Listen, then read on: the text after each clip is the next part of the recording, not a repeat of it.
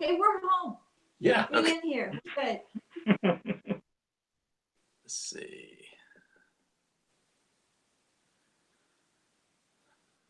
Okay, we're good. Hello, everyone, and welcome to episode 125 of Fans of Power. I am Joe Amato, and I'm here with Tyler Baker. And Tyler, this is probably going to be the greatest episode I think we've ever done. I've been so giddy and excited.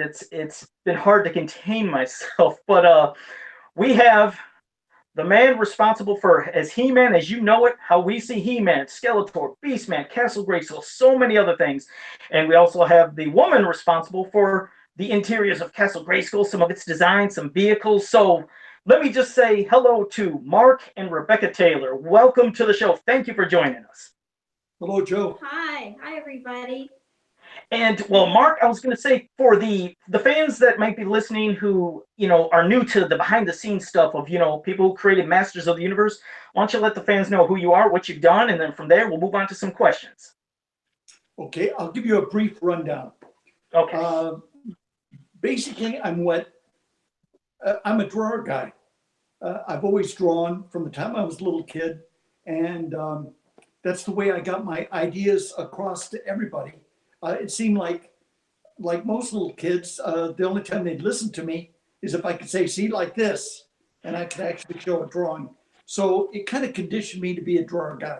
And I went to Art Center. I worked for the Naval Undersea Warfare Center.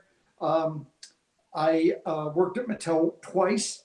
The first time I was hired as a package designer, and the second time I was hired as a senior vice president.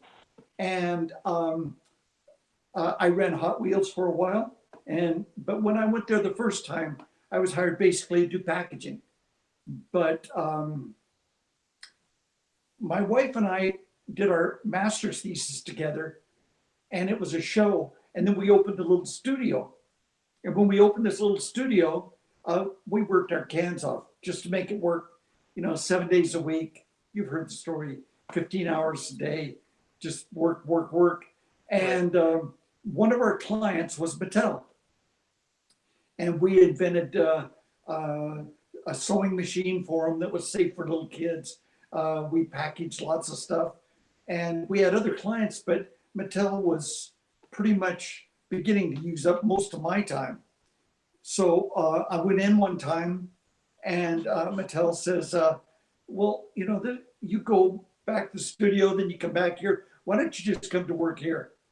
And I said, well, and in those days, it wasn't a big privilege to work at Mattel. But I said, how much did it pay? And they told me. And I said, and what are the hours, et cetera, et cetera. And they told me, and they were very nice about it. A guy named Rick Irons and another guy named Alan Adler, both very nice about it.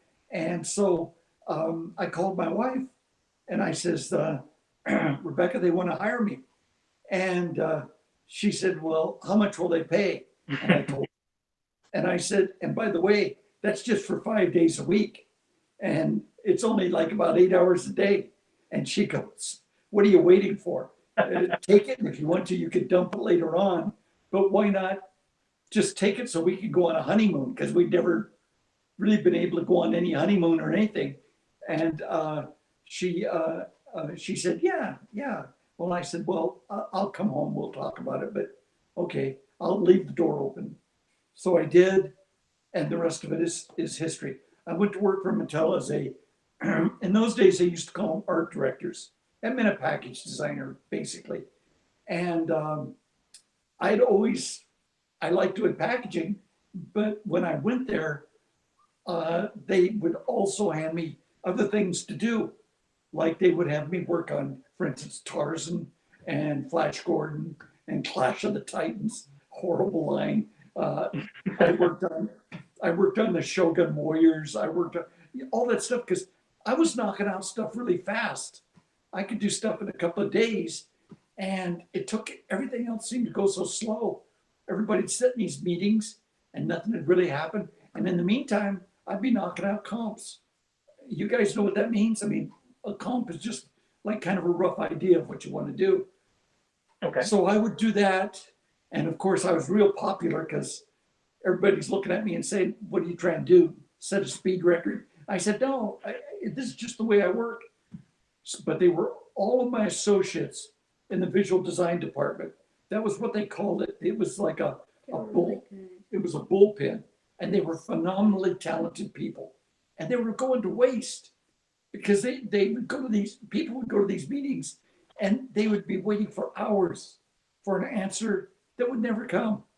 And as soon as I saw that pattern, They were all resting like we were because they came from freelance like us, and they could hardly wait to go take a vacation at Mattel, you know? yeah, And he was still vibing off this, do it, you know? He hadn't gone into vacation mode yet like they had. So he Oh, I was still gotcha. on speediness, you know? So they were like on vacation mode, and he was still, you know, he was still on high expectation mode. So he hadn't caught up yet. but they were really good. I They mean, were they so good. they taught me more than Art Center did, you know. And the guy in the next office to me had run the Raymond Loewy, the London Raymond Loewy office. Guy down the hallway in another cubicle was an unbelievable illustrator, Canadian guy named Arch Pleasance. Everybody there had nothing but my respect. They were good, but they just really didn't have a clear idea of what they were supposed to do. And for some reason, to me, because I come from kind of poor background, Okay. I would just wade into the stuff. I didn't care. What did I have to lose? So I would just start immediately working on the project and drive it with my sketches. And the people I worked with, they knew that, and they thought it was kind of funny, actually. It sounds like your sketches, and I mean the sketchings that you do, it seems like you could put those out as fast as your mind could think. You sound like you were a really fast and amazing artist. He was really doing them fast. I'm not sure if I was amazing, but I was a comic book fan, loved comic books. I was a heavy metal fan, a big fan of Kevin Eastman's. He took it over eventually, but heavy metal started out as Metal Hurlant. All the styles in there were like really edge city. And so I was moving along. The Navy even bought me subscribed to heavy metal, which is funny. You know, I mean, really, if you think about it, because it's kind of an underground magazine, and the Navy subscribed for me, and it would come to the Naval Undersea Warfare base where I would stop by every once in a while, pick up stuff, and here'd be a whole bunch of heavy metals. I was also a big fan of all the New York comic book illustrators like Bernie Wrightson and Catherine Jones, and of course, without any question, Frank Frazetta.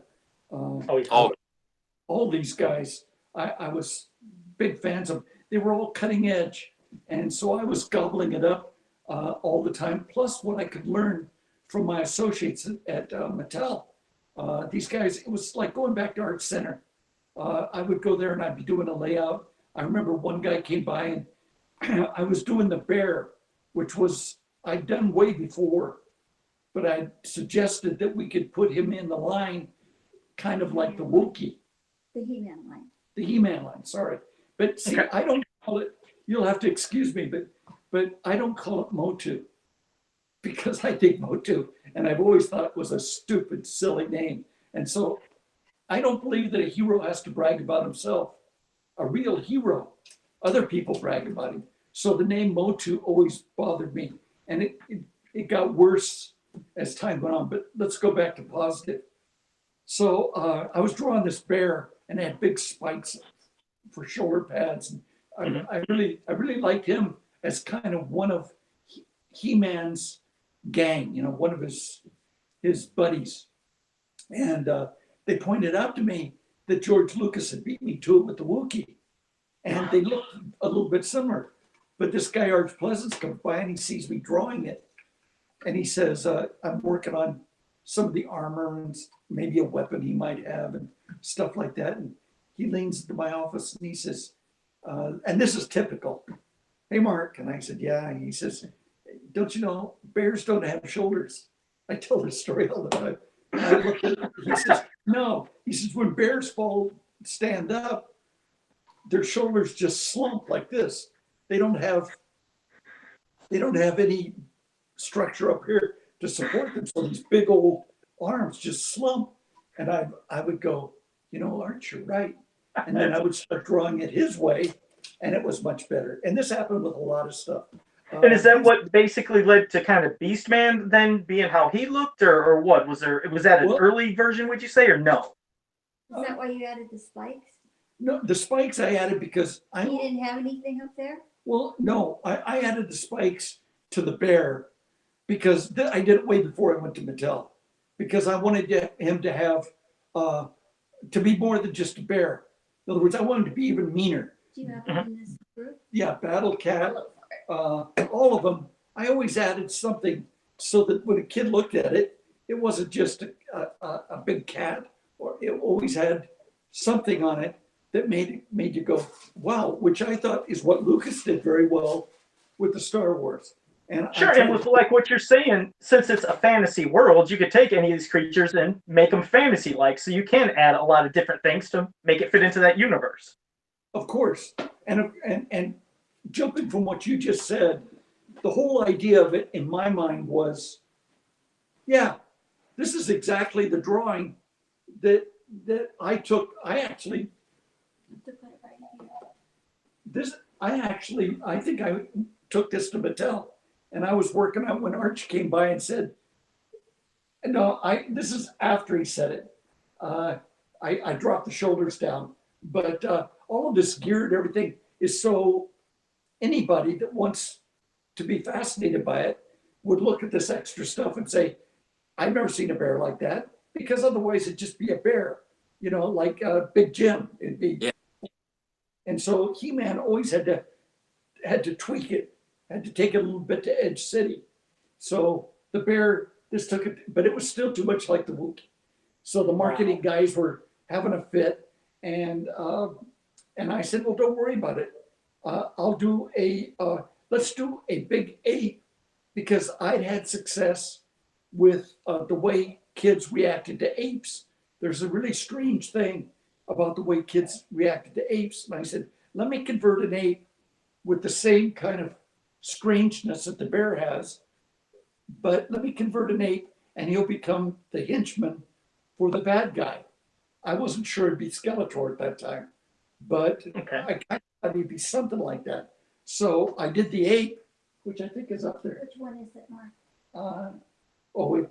No big deal, but it's. Which one is it? You can't miss it. It's the red ape. Well, that bear itself, I mean, it's so wicked itself. I think it looks, to me, it looks quite different, but I could understand, like you said, I mean, if they're saying it looked too similar to a Wookiee, but I mean, that looks amazing, which is the other question I was wondering is, you know, when they were telling you to create these characters, were they like giving you the names like, okay, I want you to make a beast man, a merman, or okay, it was just all right out of your head, spitballing everything? I wish. No. I came up with the whole line, most of the line before I ever went. You wish they were giving you. Mattel. I could have used some names. I could have used some script. I could have used some backstory. I could have used those things. And by the way, in the book, I'm almost finished with my book right now. And it's called He-Man and I, an Odyssey. And it basically talks about, that's him. Okay, let me put it so that they can see it, because it's hard to do it when Okay, you're looking at it. I'll be Vanna. You be. I'll be Vanna. Here's the 8. Oh, that's awesome. Oh, that's beautiful. Because it's hard to see when you're behind it if it's showing or not. I've done this. Oh, no, yeah, we can see it. God, that looks so good. Oh, man. Did you go through many different versions to create that Beast Man, or was that the one right from the start, or did you do a couple to do that Beast Man? I didn't have time. I had to fly. Yeah, I was doing the product, all of it. I was doing the packaging. And I have to tell you, I had to create I'm just a regular guy. I'm not a hero at all.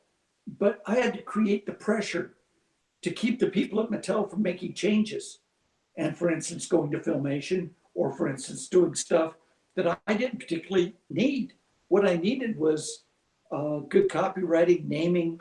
I needed the support to keep it, the whole thing going, the packaging all going, everything going. So at that time, I had my boss, a manager in the Packaging, packaging.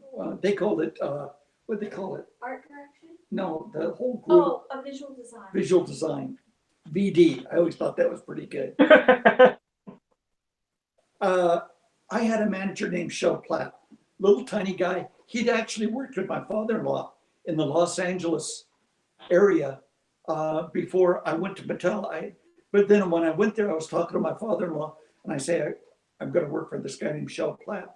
He was the head of boys' toy packaging, which is where I wound up. So Shel was an energetic little guy, a really good guy, but very argumentative. I mean, he would argue about anything at the drop of a hat, and thank goodness he did. So Shel was kind of my foil. Shel was the kind of guy, he came up to me one day and he said, "You're swamped." And I said, "You could say that." And he said, "How about if I get you some help?" Now, this is the way it works. And it's hard to make this believable nowadays. But I said, "Well, I'll take Ted Mayer.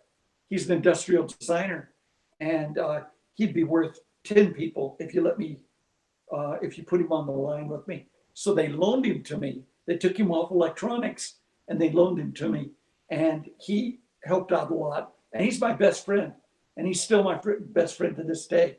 But it was Shel that said, "Well, why don't you take Ted and see if it'll take some of the pressure off you?" But what happened was there was a, am I going too fast for you? No, you are going fine. Go right ahead. Oh, okay. What happened was I'm working with the wonderful sculptor Rudy Guerrero. I'm doing the sketches. I would take the sketches up to him. I'd say, "What do you think of this?" And he'd say, "Oh yeah, that'll be neat." Because he knew my father-in-law also. They'd hung out as vatos in East Los. That means downtown Los Angeles. And so he knew my father-in-law, and he tried to date my mother-in-law all the time. But he wasn't as successful as Rudy was. So, I mean, as my father-in-law was. So here's the thing. He and I got along from the time we met. I liked to draw, he liked to sculpt, and I respected his ability like crazy. So Rudy's sculpting things off my B sheets, those things that I showed you, they were called B sheets. As fast as I would do them, Rudy would sculpt them, and he would do beautiful work. I mean, his work would be, Rebecca, I'll show you some of it. It was phenomenal. And it was the kind of thing that I do a drawing, a B sheet, and when he'd show me the sculpture, it would be better than my sketch. In other words, He made me look much better than I am. So he's turning out these figures, and we figured out what Mattel had been doing wrong in boys' toys. He and I had a discussion one time, and we came to the conclusion that they wanted to go to finish too soon because Barbie was their, their milk and butter. Barbie was the line that made the Mattel go. So they got spoiled by doing Barbie, and they would just come up with another Barbie, same height, about the same amount of plastic, hair rooted the same way, basically same paint operations, all the same stuff. They'd slap it in a box, and they could sell it, and they'd make millions of dollars. They'd make $500 million on a SKU that you only spent that much time with. But when they try to do that with Clash of the Titans or Tarzan or Big Jip, or anything like that, what they get is a bunch of things that hadn't been thought through. So Tony Guerrero, the sculptor, and I, on our own, came up with the idea of, wait a minute, let's make a looks like to the correct size first. Let's make it as much as we can. Let's work out all the details, sculpt it, non-articulated. Do you understand what I mean by that? Oh, yes. Okay. So non-articulated, paint it up, and then design everything around this because it's a figure-driven line. In those days, there used to be figure-driven lines. There were accessory-driven lines. For example, Big Jim, the wonderful Kenner figure, the small one, was a accessory-driven line. They made all their money off the accessories, the tanks, the Jeeps, the cannons, stuff like that. He-Man was designed, I designed it and put forth the idea that it would be a figure-driven line, and everything would be to enhance the sales of figures. When I presented it, well, I didn't really present it as such.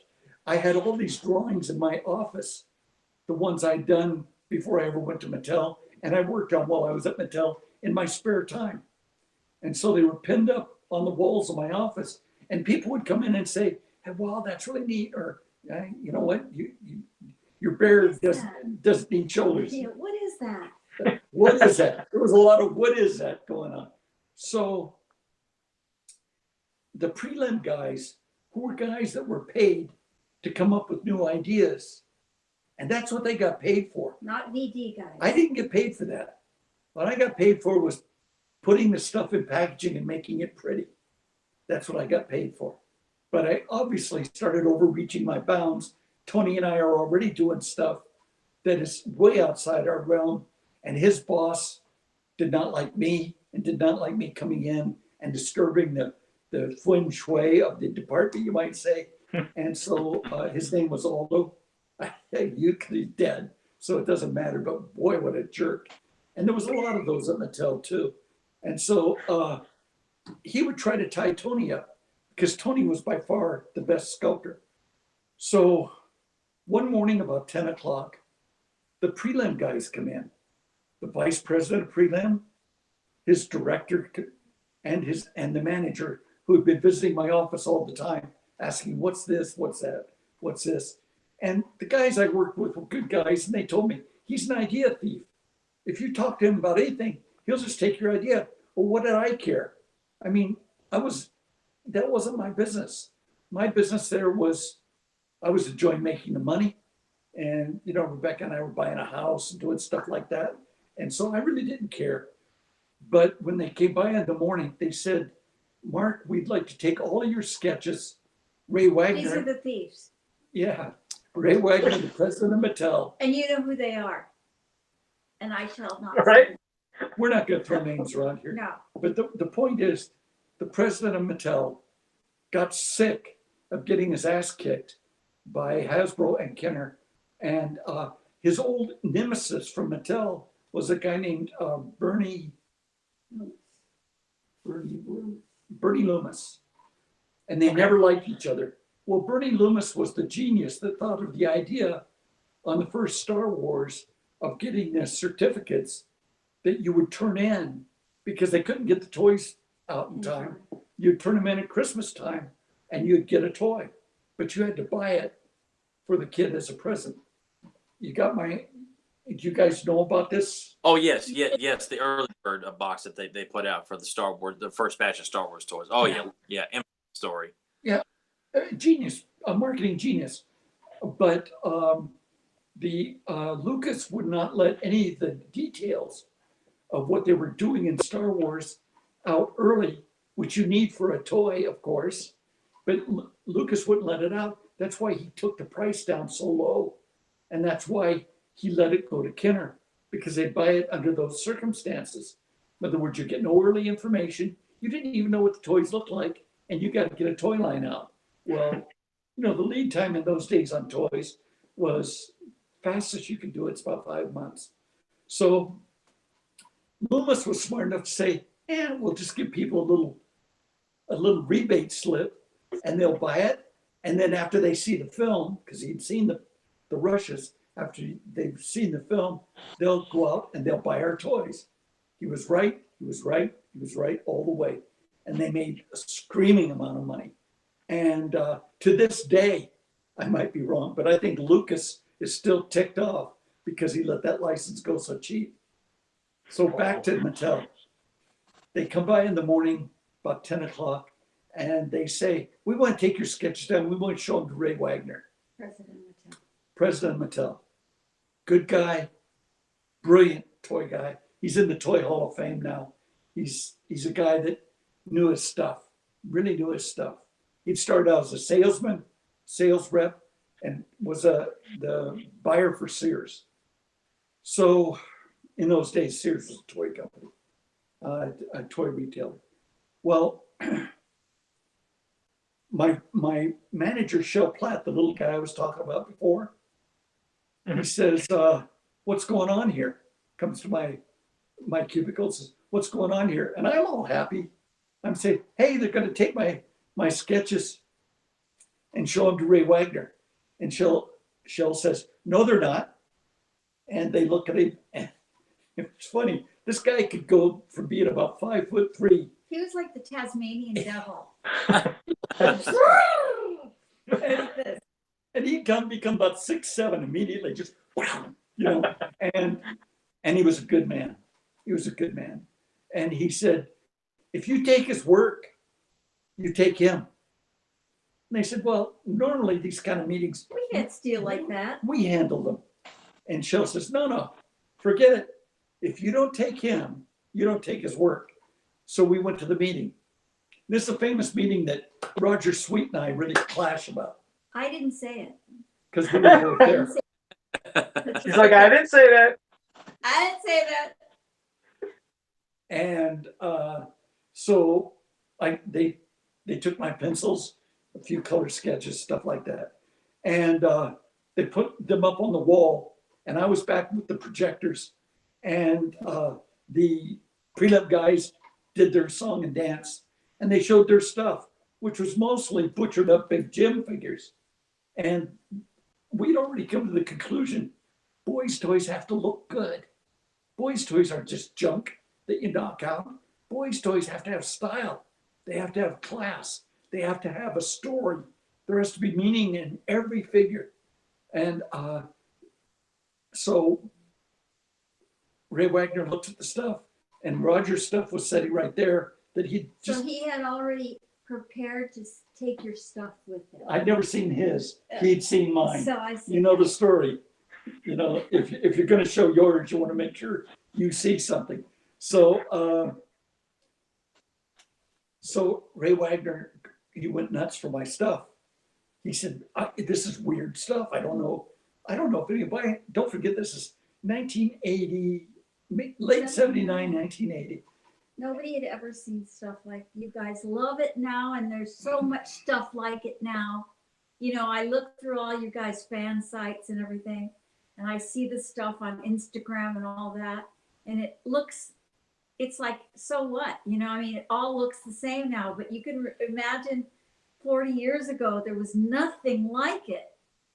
Well, I mean, it looks like he definitely had his eye for fantasy, and I'm sure you had a lot of early stuff, which you'll probably talk about later. Some of the stuff you used to, you know, like you said, that maybe was the inspiration to become He-Man, Skeletor, and everything. Yeah. You know? Yes, and you guys picked the stuff that's like, in that day, it was like so mind-blowing. A woman was on television. We're having breakfast, and in the early 80s when it first came out, and Mark and I are having breakfast, this woman comes on television and says, whoever designed this stuff is an insane demonic That lady. You know, and I'm going, that'd be you. Yeah. You know, it was so bizarre. Well, I was having a good time, obviously, and I didn't know this was going to happen. I really didn't. I just took my stuff and I thought, well, I'm doing as good as I can, and I'll step in it and we'll see what happens. And that's really what happened, because right after that meeting, then Tony went into overdrive. He started knocking out these looks like figures that were slugs. In other words, they really didn't bend. The arms didn't work. The head really didn't work. The head was actually better proportioned than the finished figures, because it wasn't vinyl, it was all one piece. So Tony's turning these things out, and I'm either having them painted or I'm painting them. We started, the only piece of tooling that we reclaimed from old tooling at Mattel was at least in my time, was the Battle Cat. Okay.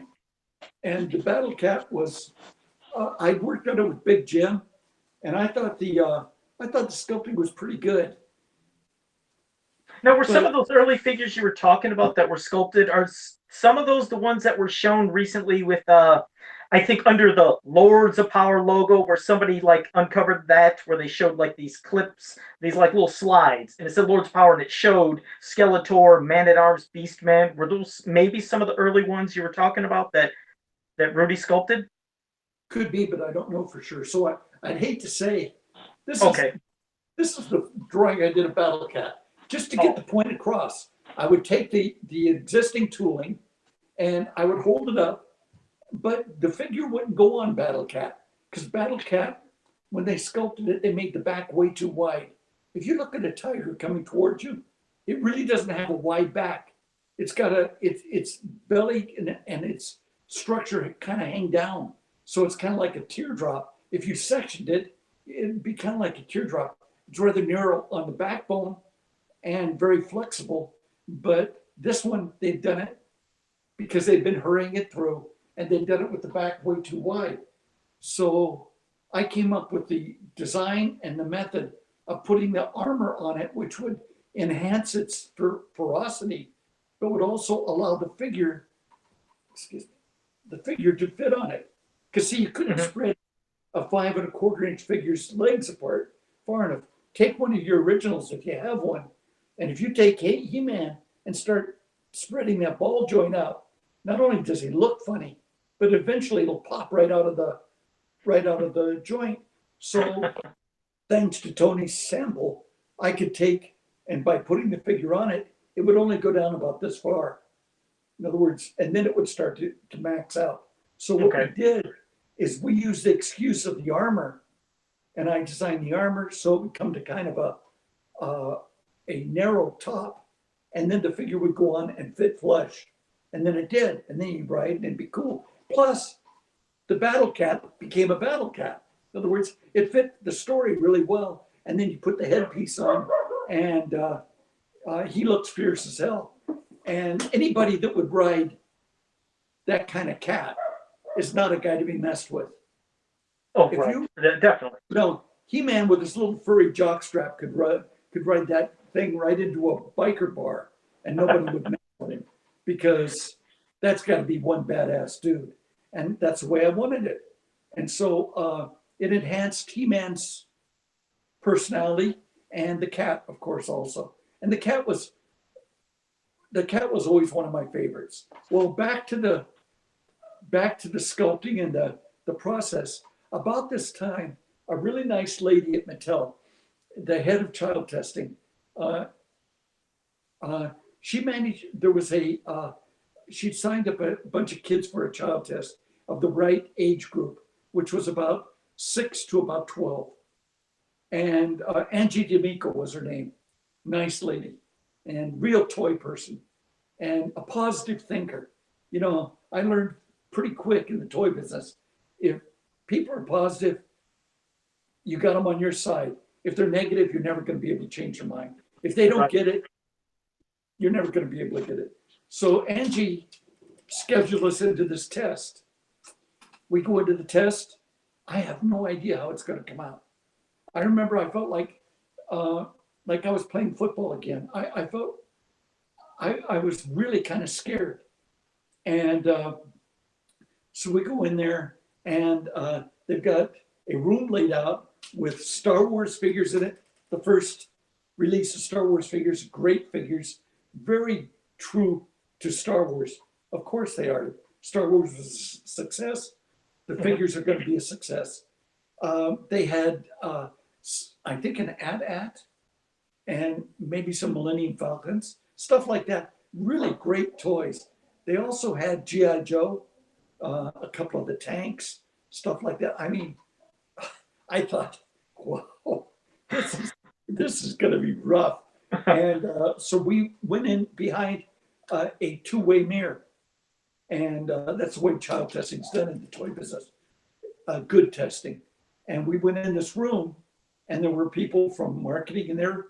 Roger was there. Paul Cleveland was there. Mark Ellis, really good marketing guy. He invited me to this thing, and no designers had ever gone before. They were never invited. Oh, wow. They didn't invite the designers to this thing.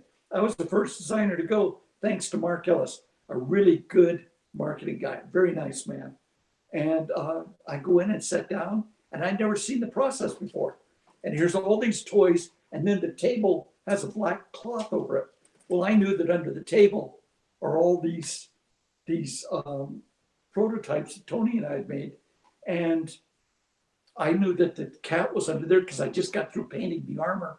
I knew that all this stuff was on the table, but I'm looking at all the stuff that's on the walls that's showing, and I'm thinking, oh man, we may not do so well. And they had these 4 or 5 little guys in there. They just pulled them off the playground. They're sweating. They're all still hyped from recess and Their age, right? yeah, they were probably you guys' age. And of course they're running the Mattel intern crazy because they're trying to see under the cloth.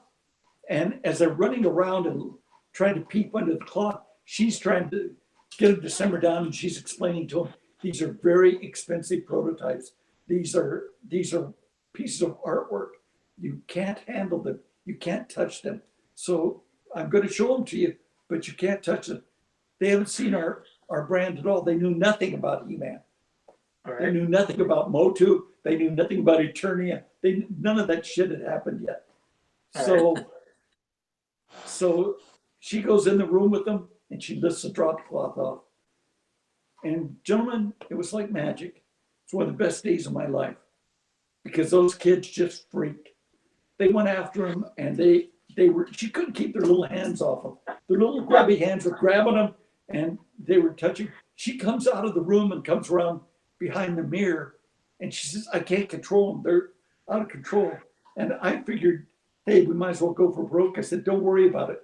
Let them play with them. They're trying to weapon them up and the little hands can't grab. We hadn't designed the hands yet for the weapons and stuff. So, and the legs weren't working, so the figure wouldn't stay on Battle Cat. Oh man. And they played with them exactly how I would have played with them. They mashed them together, they fought, and they got the idea of the hero right away. They got it without any question. So one of the guys, the little guys, he looks and she's not in the room, she's talking to us. And he picks up He-Man. And He-Man was a good looking figure right from the beginning. And he puts him inside his bomber jacket. Yeah, he puts him inside his bomber jacket, zips it up and looks around. And he goes to the other guy, he goes, shh, like this. The other guy across the table, he picks up Man-at-Arms and he rolls him up in his hoodie like this and goes like this.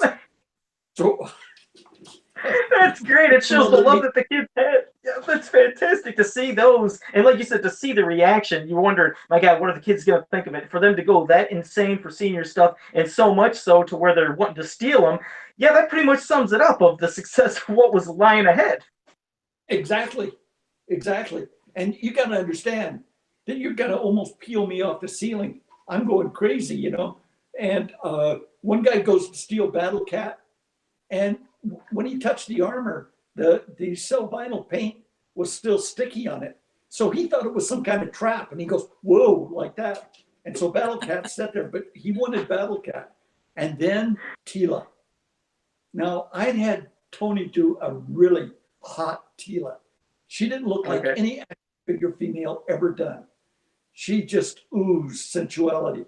And Tony added a little when even on top of my drawings. And you can see my drawings, she's pretty hot in my drawings. And yeah, Tony added a little more. And so one guy grabs her, Tila, and he picks her up, and then he looks and you can see, this is interesting, because he was kind of afraid of her. She was so feminine and so neat that he was kind of afraid of her, and he sets her back down. And so here comes then the intern comes in, and she has to put on a whole act. And the intern says, I told you, you don't get to keep these. These are prototypes. They're very valuable. Please put them back on the table. And, they do the whole thing, but I didn't steal anything. I didn't take one. She said, yes, you did. We know you did. Those guys back behind the mirror can see you. Those guys behind the mirror? Yes. So she comes out and she says, I'm sorry, guys. And I said, I don't care. I don't care. I don't care how much they're worth. This is what we got to find out. And then we did the next tier of testing, the next tier of testing, the next tier. We did about 7 tiers that day. I didn't even go to lunch. I didn't care. And Wow. by the end of the day, I was completely emotionally drained, but I was completely satisfied because every kid had reacted to that line exactly like I would have when I was their age. And so I that's felt fantastic. high. And I felt high. And I could hardly wait to get back to Tony and Ted and all the guys that were working with me and tell them, because they had no way of knowing. And, I couldn't put it in words. I couldn't say, you don't understand. These kids loved it. And that's the way it was. And then it never slowed down until, And here you are. yeah. Yeah, here we are. You created us, and that's why we're here. I mean, who would ever thought that Tyler and I, that we, one day speak with the person and people, responsible for creating the toy that we love. That was our passion, But well, like we said, the days of computers and technology, now it could happen, because otherwise we'd never have had this happen. But I was gonna say, if you'd like, I was gonna pass it off to Tyler, so Tyler can maybe hit you with one of our first questions. And of course, if you have more things you want to share with even without Of our course, questions, whatever go ahead. Tyler wants. Yep. I just want to say, first off, I love Clash of the Titans. I love that film, and I love the toy line. So any negative thoughts you have toward, I have to counteract that, because I love the film so much. I love the toys, the package art, beautiful stuff. So I've heard you down it before. I'm like, oh man, it's like, no, it's fantastic work. So when you brought it up, like, I have to tell you how much I love that line in that film. So That's great. That's really terrific. And I know a lot of the guys that worked on it. I worked on it myself. And I have to tell you, they did everything they could. They also those same guys also worked on Battlestar Galactica, and they did the best they could. You do the best you can, but you got to reach down and you have to find something that grabs the most kids emotionally. You have to get them to where they're out of control. That's what you have to do. And I knew that going into it. And you have to get them to where you can't say, okay, boys, settle down and be gentle with the toys. When we got those toys back, they were made out of epoxy, those prototypes. Legs were broken off, arms were broken off, the heads were ripped off. They looked like they'd been tumblebird with, the test subjects. What, a lot of people like Battlestar Galactica. Oh yeah, a lot of people. And the Clash of the Titans. I knew kids that liked it a lot. You know what? Whatever kids like to play with, I want them to play with. Whatever it is. I mean, there were toys that I don't know how they managed to get them out, but they did. I worked on Godzilla, for heaven's sakes, and there were kids that liked Godzilla, and that film sunk. I mean, it sucked. It really was bad. But the fact was, Like King Kong. yeah, I worked on King Kong much later in my life, and that they couldn't give that film away. But that's not what's important. The important thing is if it registers with the person, that's what you need. And He-Man just registered with a lot of people. It stuck, is what it did. It stuck. Yeah, because He-Man. What I was just going to say is that my passion for He-Man is kind of what led me to Clash of the Titans, because that's seeing the hero with the sword and the flying horse and Medusa. To me, there was a lot of ties to He-Man for me, and that was a gateway to a lot of things. If it resembled He-Man, whether it was movies or TV or whatever, I was going to give it a shot, because that was kind of that set the bar for entertainment for me as a child. If anything from the Conan films and Red Sonja, Clash of the Titans, Beastmaster, or any other cartoons where the hero has a sword, that's like He-Man. I'll give that a shot. So, I love Clash of the Titans because I loved He-Man so much. So it was a simple idea of a hero and a sword and villains. I mean, one of the You great like things Forged about in He-Man. And what's that now? Do you like Forged in Fire? That program? Forged in Fire. Do you know I'm not that familiar with program? that. It's a Oh, program. yes, the show about making swords and things like that. I've never watched it, but I have heard of it though. Oh, it's good. It's really Yeah, good. I definitely checking that out. Yeah. And Well, my but big what I big hero was I had a lot of them, but Prince Valiant by Harold Foster. oh yes. You know, like it was drawn beautifully, and the narrative was interesting, and it was a little corny sometimes. The sense of humor was, but I didn't care. If it would have been a toy line, you would have loved that one. Oh yeah, yeah, but you know, the thing I always say is this: little guys and little girls, they have no control over their life. You know, I mean, even if people are nice to them, they still don't have control because they're little. And He-Man was somebody who could be your best friend, and you wouldn't get pushed around anymore. I've had so many people come up to me and say, my father, my uncles, my brothers, they all abused me. They all beat the hell out of me. They all did this, they all did that. The only thing I had was my He-Man figures or whatever you used to even things out. And that makes me feel good because that's really why I did it. I didn't have to turn that over to Mattel. I never sold the license to Mattel. I've never given them permission to use it. I've never done a non-disclosure clause. I've talked to their lawyers and all they do is threaten me. So I know how to handle that. But the truth is, nobody owns He-Man, and I won't let anybody own it. And I'm willing to go anywhere and stand up to that and say, okay, you want to try me out? Do it, because we'll go through this. But the fact is, Mattel knows it and I know it. I took all of my drawings at one time when they hired me back, and I took all of my drawings, all those B sheets that are right over there, and I laid them on the head of the legal department at Mattel on her desk. And I said, okay, that's everything I've got from when I was here before.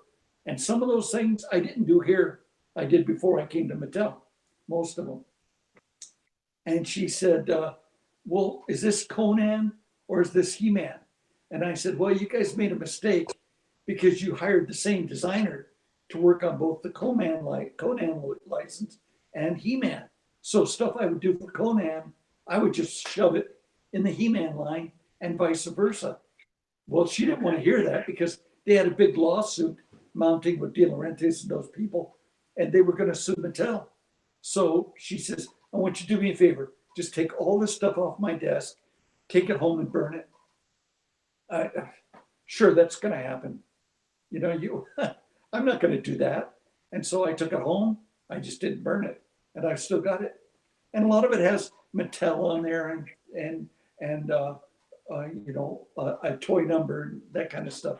But the truth is, I've never signed the line over. Now, Well, okay. Go ahead, Tyler. He just touched on something that I have wondered for years. I've heard people bring it up, in various places from TV and articles and stuff about this possible Conan toy line that Mattel had been working on, but I've never heard anybody really elaborate on whether it was true or not, and if it was true, the reasons behind it. And knowing that you'd worked on that, I would absolutely love to know what had happened with what you just said there, like the idea of Mattel working on a Conan line, I guess essentially based on the live action film, and why they got scrapped. That to me, that's been a humongous mystery to me. I was just so fascinated because of the links to He-Man along with Conan. So could you elaborate a little bit more on that by chance? Of course.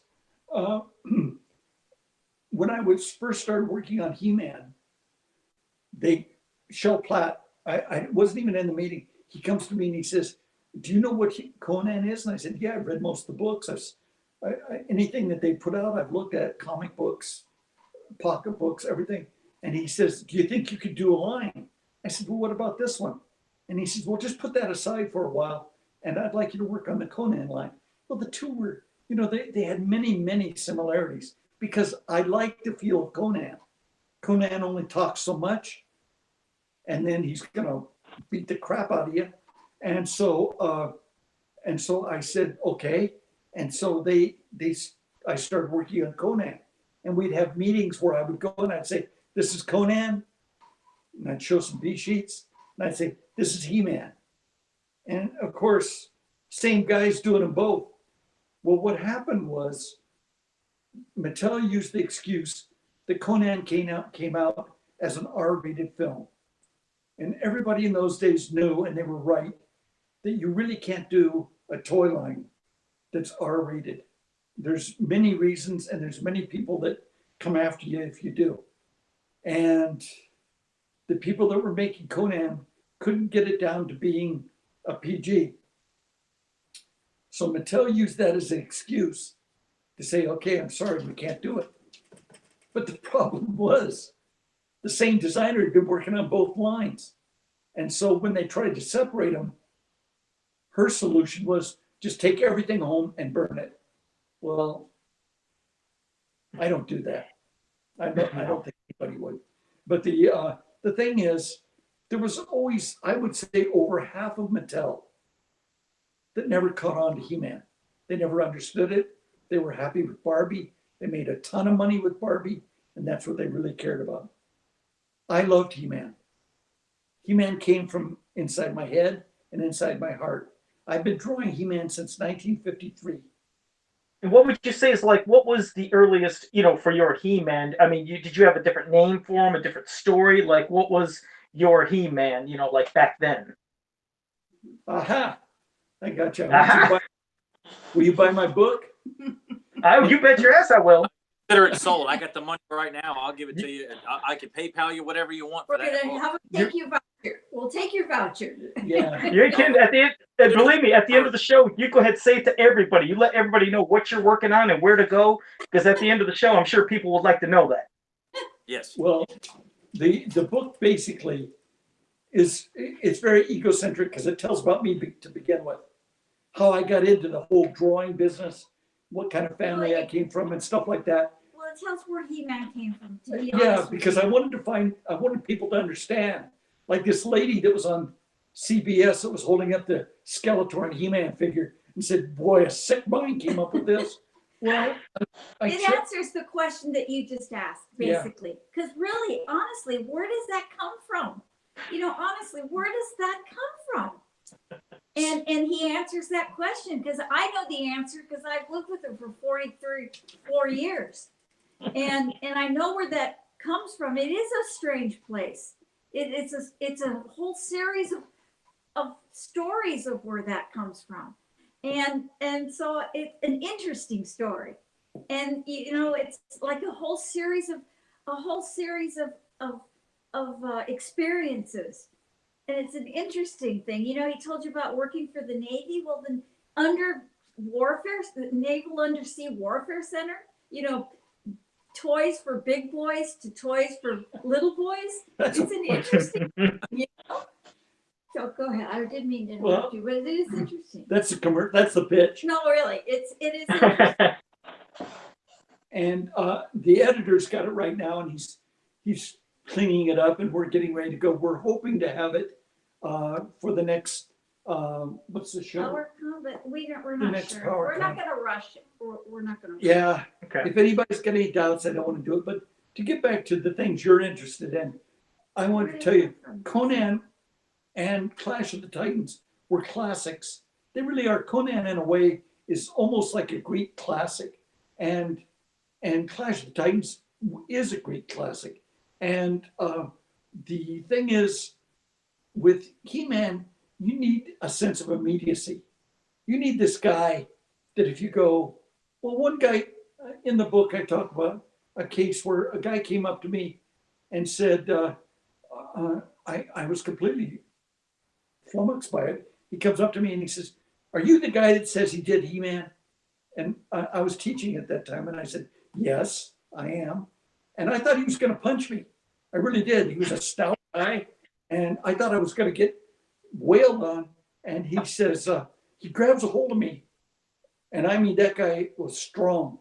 And he said, "I just want to thank you. I want to thank you a lot." And he lifted me up off the ground in in a kind of a loving way. And he hugged me and he said, "You saved my life." My dad, um, he, Every day. yeah, he basically hurt me every day. And he says, all I had was my He-Man figures. And I'd make these, a world that I could create and I could control. And in this world, there was a good guy, there was a bad guy, and I could change things and stuff, but I had these props that I could make things happen and I could redeem myself, you know, and from all the horror that my father was bringing down. We're not talking little stuff here, we're talking major. And he said, so I can make this world. And he says, I only had like 5 figures, but he says, I played every scenario out. Everybody would become different people and the whole scenario. And he says, but he said, I was in control. He says, here I am, this little guy that has no control. And I was in control. And things like that have happened to me a lot. And it humbles me because No, it's a beautiful story. all I You're right, know because is it's story happened with a telling lot. after all. You're right. No, I mean, I didn't mean to interrupt you because I know there was a slight delay, but I've heard that so many times from other He-Man fans as well. As like I always said the stories, too. It was an escape into another reality. If there's a lot of bad things going on in your life, you could go somewhere where things were good, where you could be in control, and where there was always a good outcome and not something horrible that was going on. So I'm sure you couldn't have imagined you would, reach so many people like that. But it must be an amazing feeling that you created that for everyone. An unexpected feeling. It's not Yeah. like you set out to do it like, I'm going to be a great guy and I'm going to do this No. stuff. It's like, what? Yeah. That happened? What a wonderful thing that would happen from a toy.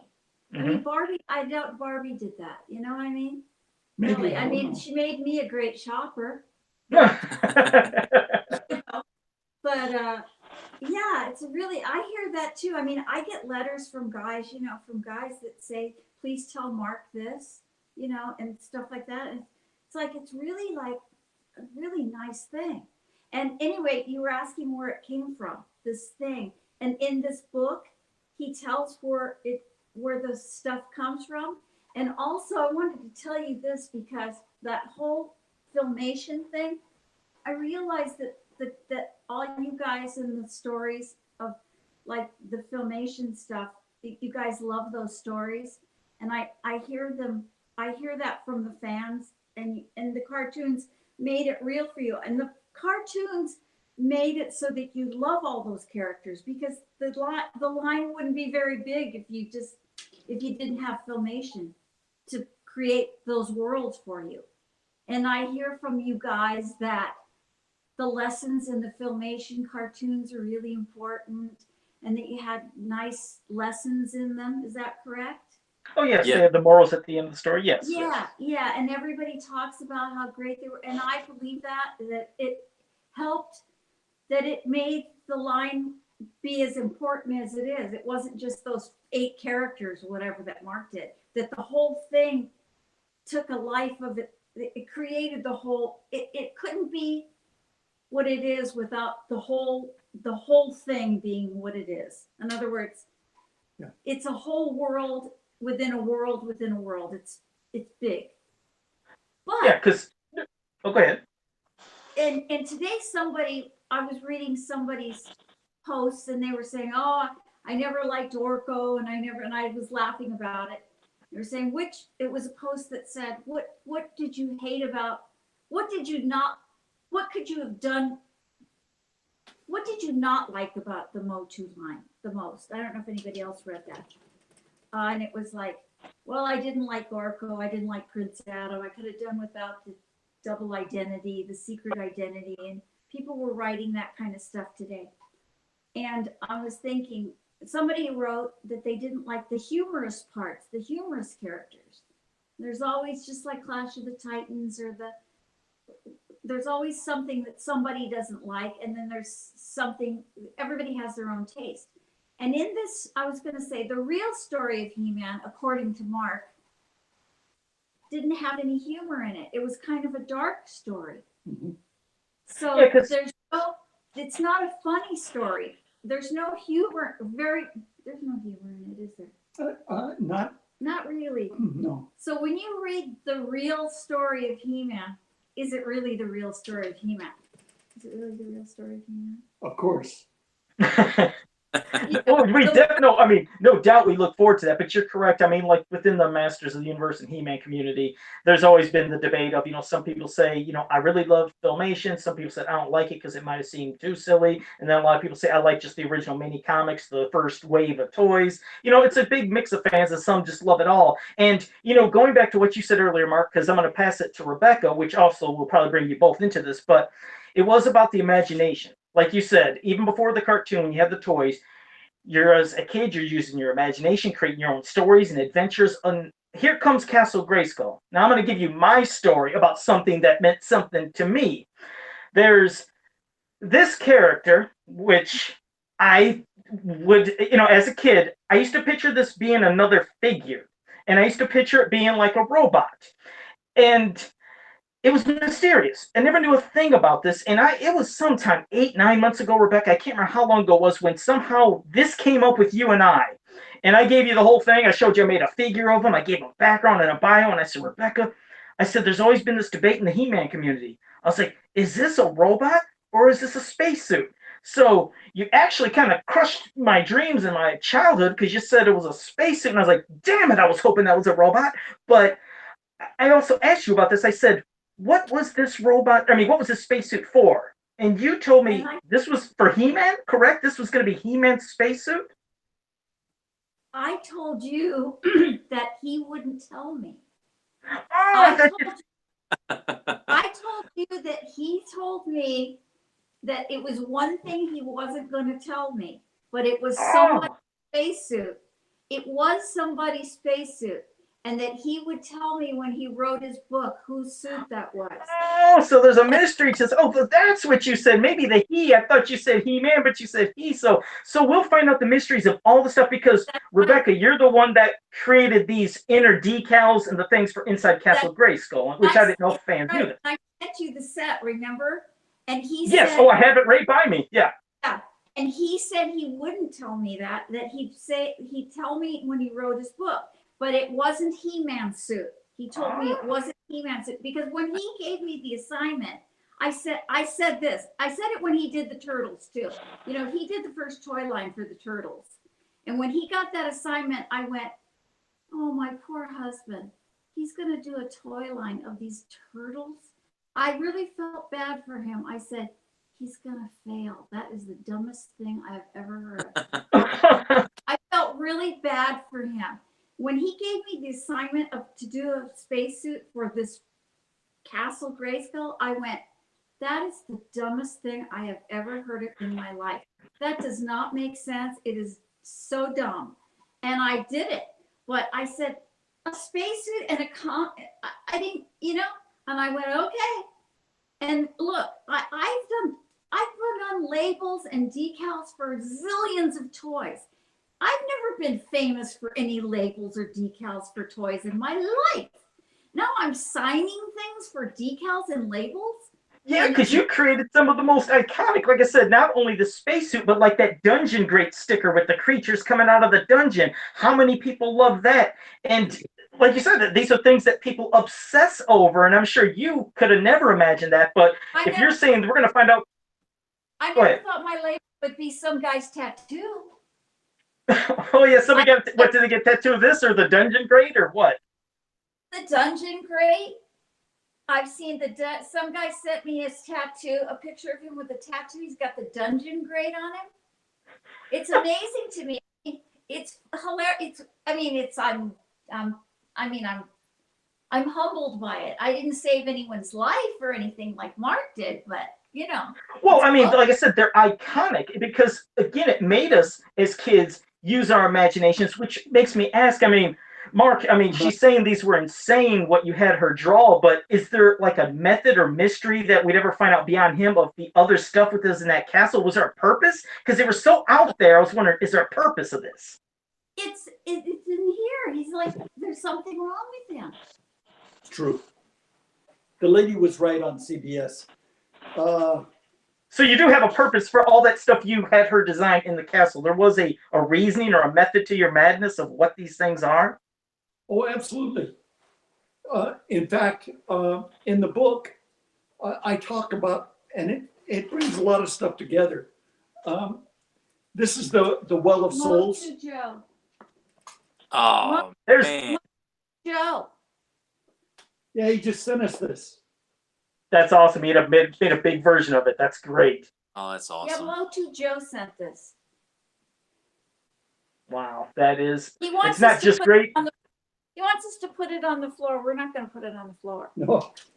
It's- But let's talk about Castle Grayskull for a minute. yes, I want to hear more about it. Yes. Okay. Castle Grayskull, we needed a playset because we'd done the Wind Raider, the Land Ram, we'd done 9 figures and a bunch of accessories. But we didn't have they wanted to do an island shot and they didn't have one. In other words, you had all this stuff, but when you have a play set, it goes as the island shot, everything kind of revolves around it. And it makes it look like you spent a lot of money on this line, really, which Mattel never wanted to spend a lot of money on this line. But by the way, you know, they made $4.5 billion on He-Man. That's a lot of money. Beginning of He-Man. That's just the first shot. No, that's the whole thing clear to this end, the end of He-Man? well, up until about 1988. Okay. So I knew I had I drew a castle a couple of times. You've seen him, right? I'll show him. Yes. Oh, we've seen. Please show everybody else. Yes, because there was a couple different Castle Grayskull interpretations. Yeah, there are. And the reason is I couldn't get the sculptors away from the engineers, and they would do it architecturally. They would do a castle with straight sides and everything very architectural, like a lot of play sets in those days had been. I Right. wanted it to be organic, to look like it was growing out of your living room floor or out of the place that you're playing at. It was organic. This castle is almost coming to life. It's so imbued with power and mystic potential that it's almost coming to life. And every time the sculptors would do it, they would, I did this before I ever came to Mattel. I love that. I love that illustration. That's a beautiful one. Oh, hey, thank you. But I did that really fast. And it was one of many that I did because this is the kind of thing I would do just to capture a feel, just to get into it. But so I would go to the sculptors. This is the one I like. Yeah. This is where I was trying to get across to them. I want the thing to look like it's coming to life. I want the thing to look like it's the very essence of evil power and a place where Skeletor would be quite comfortable, and yet a place that is so weird that that He-Man would be willing to take it, which the book explains more about this. But to get back to it, so twice I had to get around this manager in sculpting, and he wouldn't let Tony work on it. Absolutely not. So finally, out of frustration, I just went and got some 2x4s and started doing armature. And I bought a bunch of green clay, started stuffing it in there, and I started building. Is that why it's green? No, actually it's not. But I started building it, and I fell into it. I just couldn't help it. It just started coming out the way I wanted it to. At that time, I started talking to Rebecca because they said, this thing has to sell for, I think, $23. I could check. I think the A price was $23. Okay. That's ridiculous. There were vehicles that were selling for more than that. Kenner was doing vehicles but they put that price tag on it. So I lost the interior. They took all the interior walls out. So I asked Rebecca if she could come up with some hanging tapestries and stuff that we can make the inside of it interesting. And I said, the main thing is it can't look like any other play sets. And the same thing with the exterior. As I was sculpting the exterior of it, I went, okay, all of these shingles that go up on the top, all of the detail and everything, the trap jaw, all of that stuff. I don't want to look like any other play sets. And it was fast too. Oh yeah, I only had like, That's what made me laugh about that big deal that was made out of the door being too small. yeah. I mean, if somebody had to do it Oh. as fast as you did, I mean, So was that one of the first? Was that one of the first things you sculpted then, or definitely for the Masters line? Because like you said, you did most of the illustrations, but is that the first thing you were really hands-on with? No, I would do figures. I would help Tony. do a like Oh, okay. real I would Science do a real fast one. I didn't have his skills. I won't pretend I did. The man was a genius, but I would do it more or less what they call size study, so we could kind of get a look at the way they would all kind of fit together. Because that's where Mattel had made its mistake. If you look at the Clash of the Titans, very fine detail, a lot of nice stuff done, but they don't look like they really go together well. And we needed He-Man to go together. And for some reason, I could picture him walking up to you almost like a gang with his buddies, and Skeletor coming the other way with his buddies, and they're getting ready to go at it, but they all have to be kind of similar. You can't have just all of a sudden a big guy. It takes away from the potential. It takes away from your imagination. So Castle Grayskull, I sculpted it.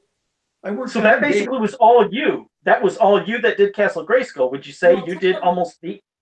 Yeah, tell him who would help you, because everybody would see him frantic in his office. I did a lot of, married people couldn't work at the same company because of nepotism. It wasn't the White House after all.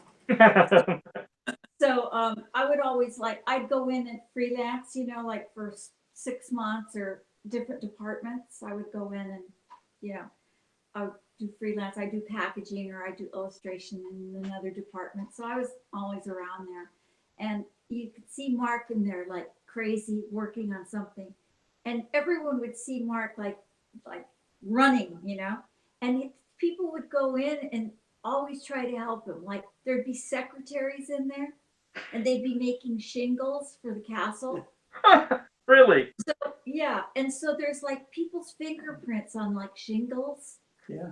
I mean, I'm not kidding. There's like secretaries' fingerprints, and I think that was actually molded like that, huh? Yeah, it was like the weapons rack and stuff like that. Like I'd start it and they would see, I would do one or two things and they'd look at my drawing and they would finish it for me. I mean, these were not sculptors. These were just people that were trying to help me out. And that's the other side of the coin. And Ted Mayer, when it comes to model making, he's the best engineer I ever had. He's not an engineer. He's more than that. He's an industrial designer. But the engineers at Mattel never wanted to help me. They were all busy sitting in meetings posing. But Ted was right there. When I finished the castle, he says, how are we going to get that how are we going to make a mold and get that out of there? And I said, well, you put plaster over it, normal way, Ted. He says, yeah, easy for you to say, but how are we going to do that with that green clay and everything? And he would go down there and fight with those guys, and Ted doesn't fight. Ted's the most gentle, most, English. yeah, he's very English. Ted is like just a really nice guy, but he would always have an implied threat, like if you don't do it, I will. And so they did the castle, and when they pulled it out of the vacuum form machine the first time, he brought it up to my office and had to be glued back together and everything, of course, because there was undercuts. Oh my God, it was horrible. And he brought it up to my office, and I said, perfect. I said, that's it. And it was. And it set the standards for play sets for a long time. And I wanted to make sure I heard one thing right really quick, because I've been so engrossed and giddy, but did you say that Castle Grayskull, when you made it, was it in your vision or in your mind originally for Skeletor? Is that what you said? I just wanted to see if I heard that right. I didn't know if that. No. It had to be a place where if Skeletor walked into it, he did. In other words, he was at home there, and so was He-Man. So the place had to be organic, because if it was just a regular place, like a fortress or something, Mm-hmm. these two guys wouldn't fight over it. It had to be a place that they both knew its power and they both had roots in the Castle Grayskull. Now let me make something clear. So they both desired it, and They both wanted the power, and He-Man wanted the power because He-Man must always do good. He must always do the right thing. He has no choice. He-Man is a hero born and bred. And in my book, I explain that. Skeletor will use magic on you. He will do whatever's necessary to make what he believes is righteous come true. So when Skeletor fights, you know darn well he's going to use everything he's got in his power. And He-Man can't. He-Man's got the rules. He's got the noble rules.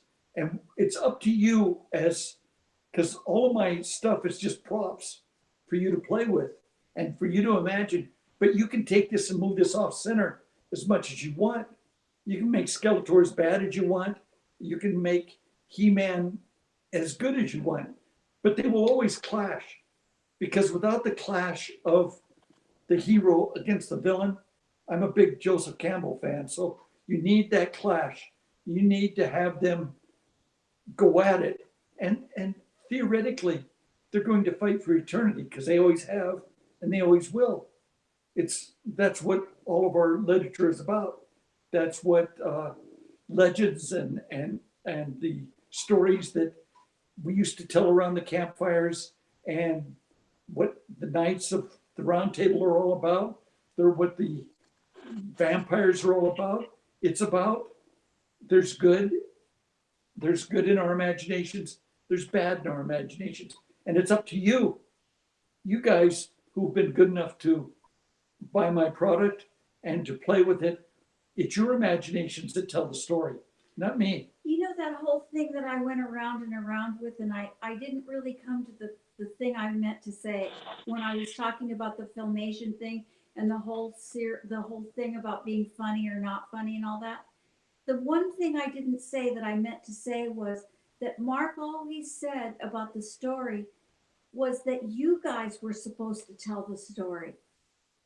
That you guys, you little guys, when you were little guys, you were supposed to be the storytellers of this. That you were the ones that were supposed to make the story. It was really good that Filmation did the story for you, and that was one story. And Mark has his story, and you'll read his story in the book. But you guys are the real storytellers. Sure. You're the myth makers of this story. And the little guys that were doing this, you're those little guys. You just grew up. But the guys that are watching today and listening today, they have their own stories too. And theirs is just as valid as his. Yep. And so his is not the real story. His is his real story. And Yeah. you have your real story. The other day I made a comment. She asked me, she said, "Where is Castle Grayskull?" Because someone asked. Somebody asked her, and she says, "Can I tell somebody where it is? Where's it located? Like in Pacoima or Because somebody asked, where is it? Is it in a forest? Where is it? And he said, I said, consider the possibility that it's like Shangri-La. It just moves, that it can move. It can go wherever it wants. But I don't want to go too far with that, because I really want the people that believe in He-Man, believe in the line, I really want them to tell the stories. That's what I designed it for. Those are props for you guys' stories. You shouldn't have to do like me and learn to draw. Spend most of your life learning to draw just so you can create fantasy. You should be able to take some figures from somewhere, and you should be able to make them act it out. That's the way I did when I was a little kid. I'd buy those little plastic figures.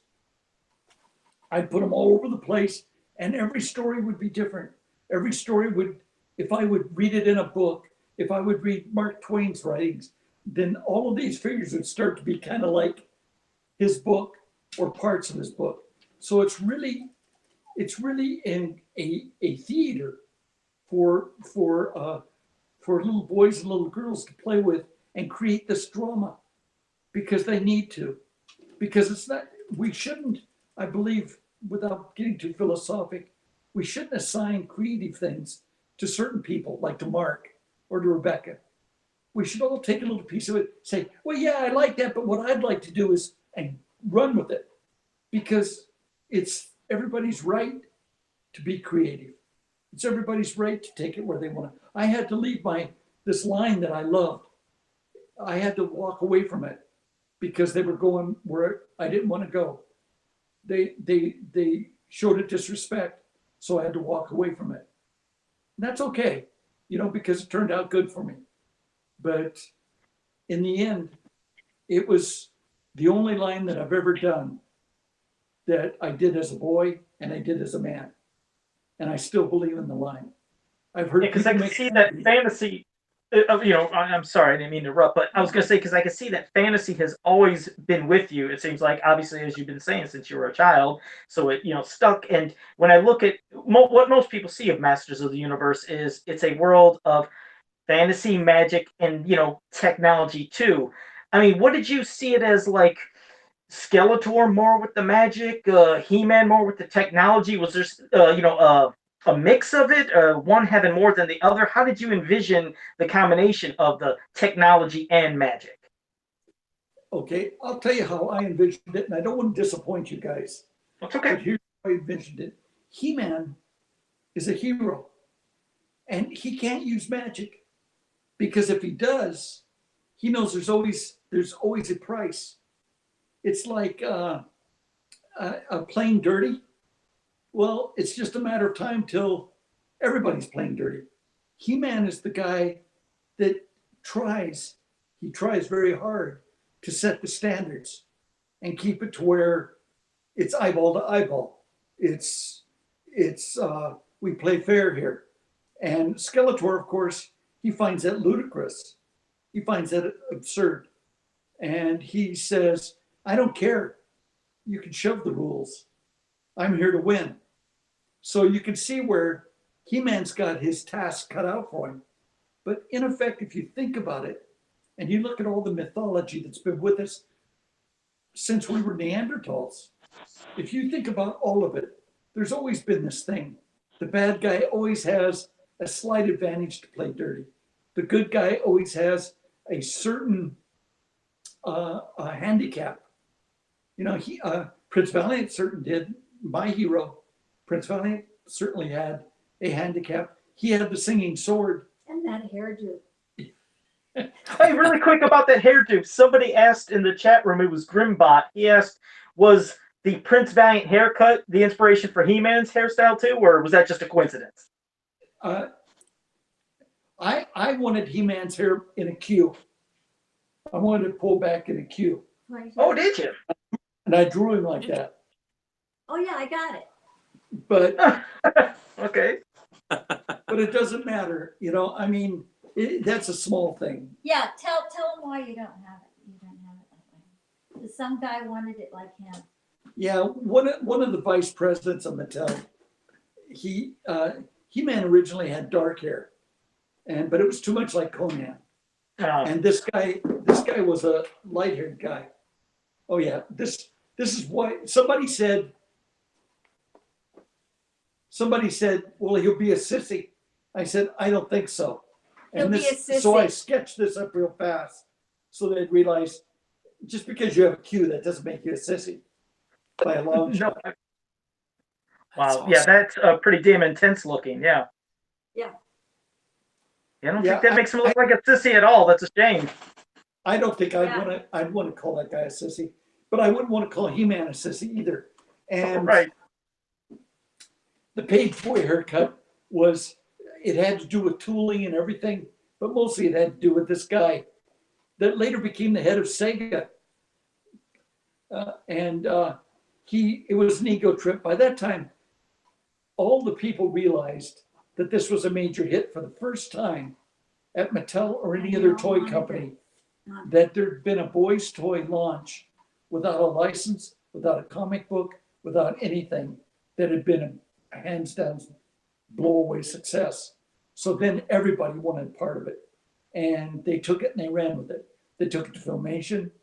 They did a lot of things with it that I just isn't Mark me. who? Yeah. It's just not me. You know, like the stuff they did at Filmation. I understand if you guys like it, that's great, but I just couldn't handle it. So I got out of the way. I went to Tommy Toys for a little while. Then a friend of the ex-president of Tommy Toys took over Playmates, and he called me to Playmates to meet with Eastman and Laird and do the Turtles, and I did. Turtles is very different than He-Man, very different. And something I want to ask too is that fans have been so accustomed to what we believe and have been told were the earlier designs of He-Man and Skeletor, whereas He-Man looks more like Conan with the Viking helmet and the shield and axe. Skeletor's kind of this kind of hunched over with kind of a decaying face, and then we have what we know to be He-Man and Skeletor. What was the changes or thought process of like, okay, this is what I'm thinking about first to get to what we know He-Man and Skeletor to be? Like, what were the changes and thought process behind the changes? Because they are similar, but they're very drastically different as well.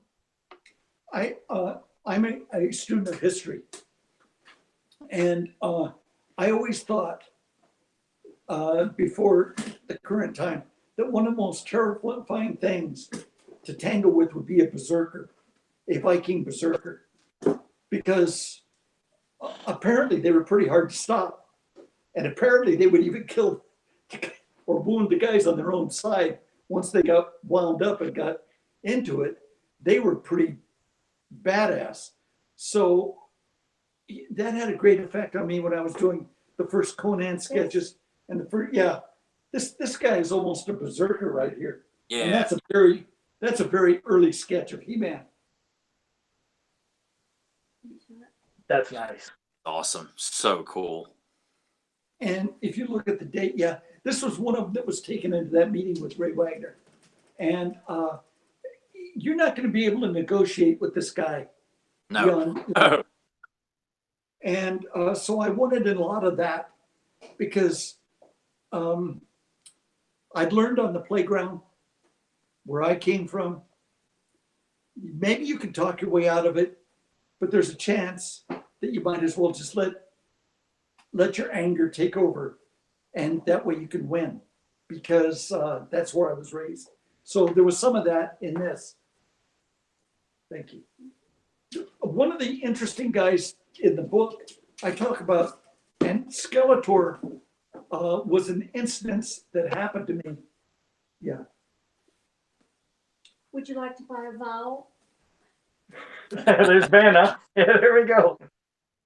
Skeletor was based on something that happened to me when I was a kid that scared me and stayed in my dreams for all my life. So I figured, why not give it to He-Man? And Skeletor, this guy and Skeletor, this instance and Skeletor, they combined. And that was the best I could do. And there was never any doubt. Skeletor is always tested in the top 3 of the figures, always. And Skeletor is necessary. Skeletor is really bad. And he is bad, but he believes in his bad cause. It's You know what? I'll just real quick about that, what you just showed with that Skeletor. Now, the Havoc staff, that was originally you were going to have some kind of string for the toy or something, and the top of the Havoc staff would come off, or what was that? Yeah.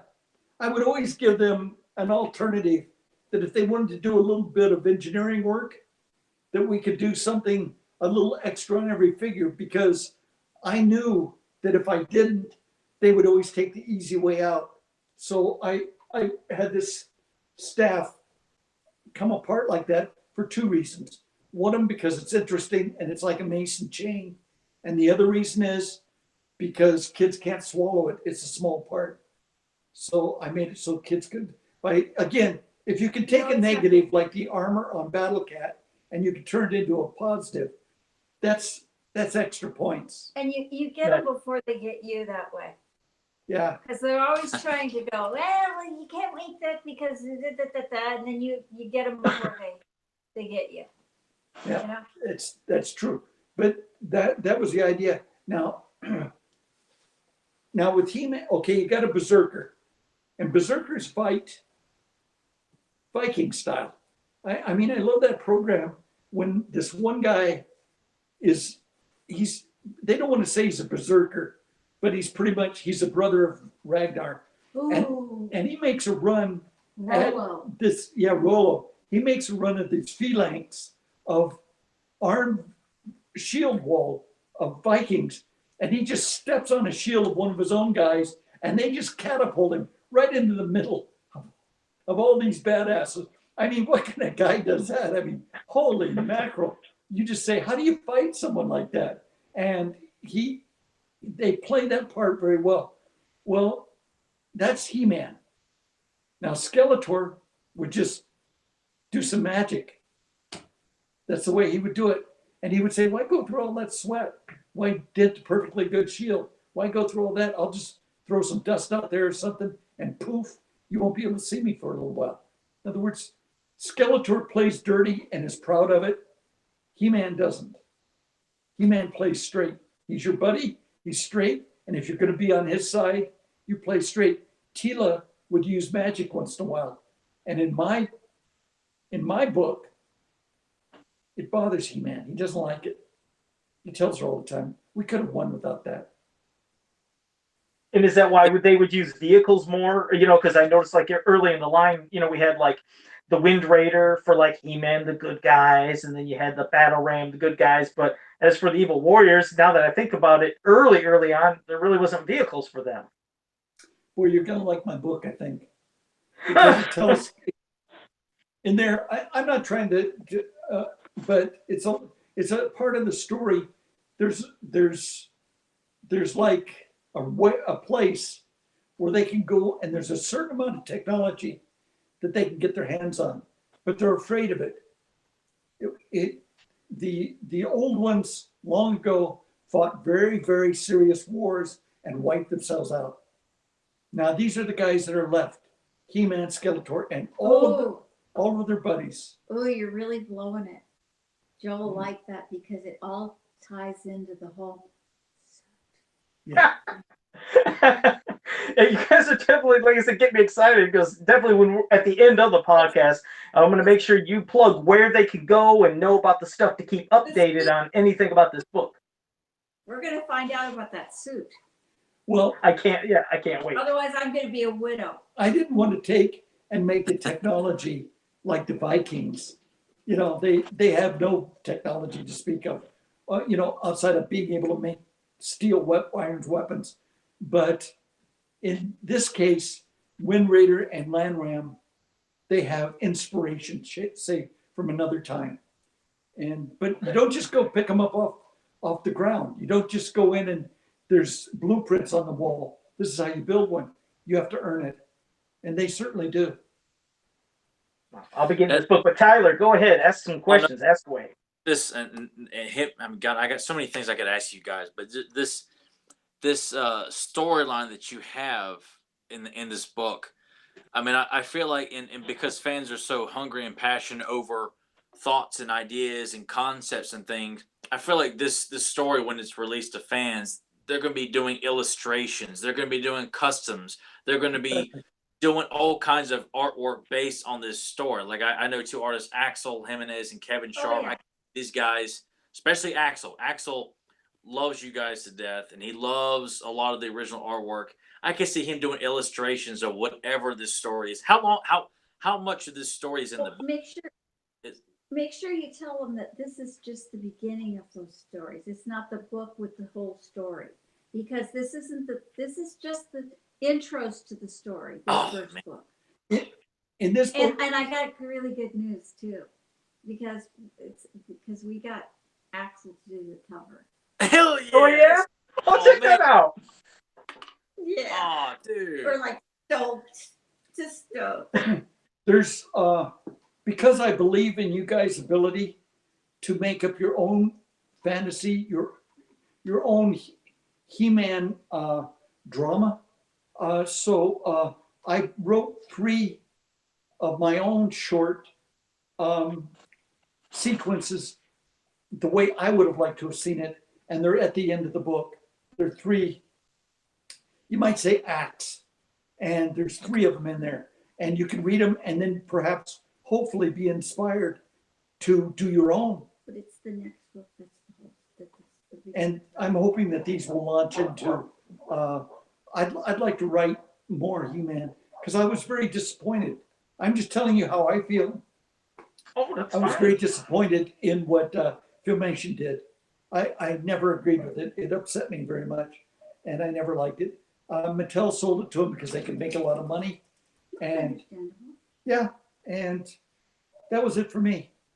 No, we I'm look not gonna- forward to it. I mean, we can't wait. It's just like, is there a lot of, characters that, you still maybe like say have that, never made it into the line, you wished could have made it into the line? Is there a lot of stuff that maybe we'll be seeing hopefully in this book, or things, new visions, new characters? I mean, my mind is just spinning 100 miles an hour of the thoughts of what you have and what could be coming.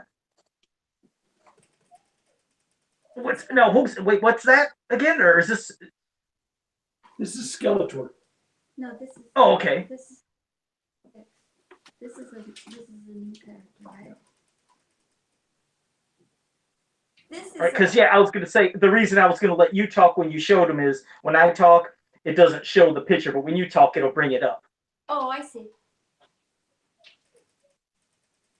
There's some other characters that are going to come up. Some of them are characters that are not in the line, and some of them you maybe have seen that I've posted on Instagram. They're characters Mark has in his portfolio that aren't named. Have you seen some of them? Yes, I think I've seen a couple that you were speaking of. I think But I think Axel might even have shared some. Yes. Well, by writing these short acts, what I did was I used time. Like in one act, He-Man's basically a baby. He's actually a baby, and it's more about his mother and Man-at-Arms. And then the next one is He-Man is a young man, and he's going on one of his first adventures. And then the last one is, it's really He-Man. But the thing I'd like to say is, I don't want to take it away from you guys. I want to give, these are just teasers that you can play with. See, Filmation, they did what they do.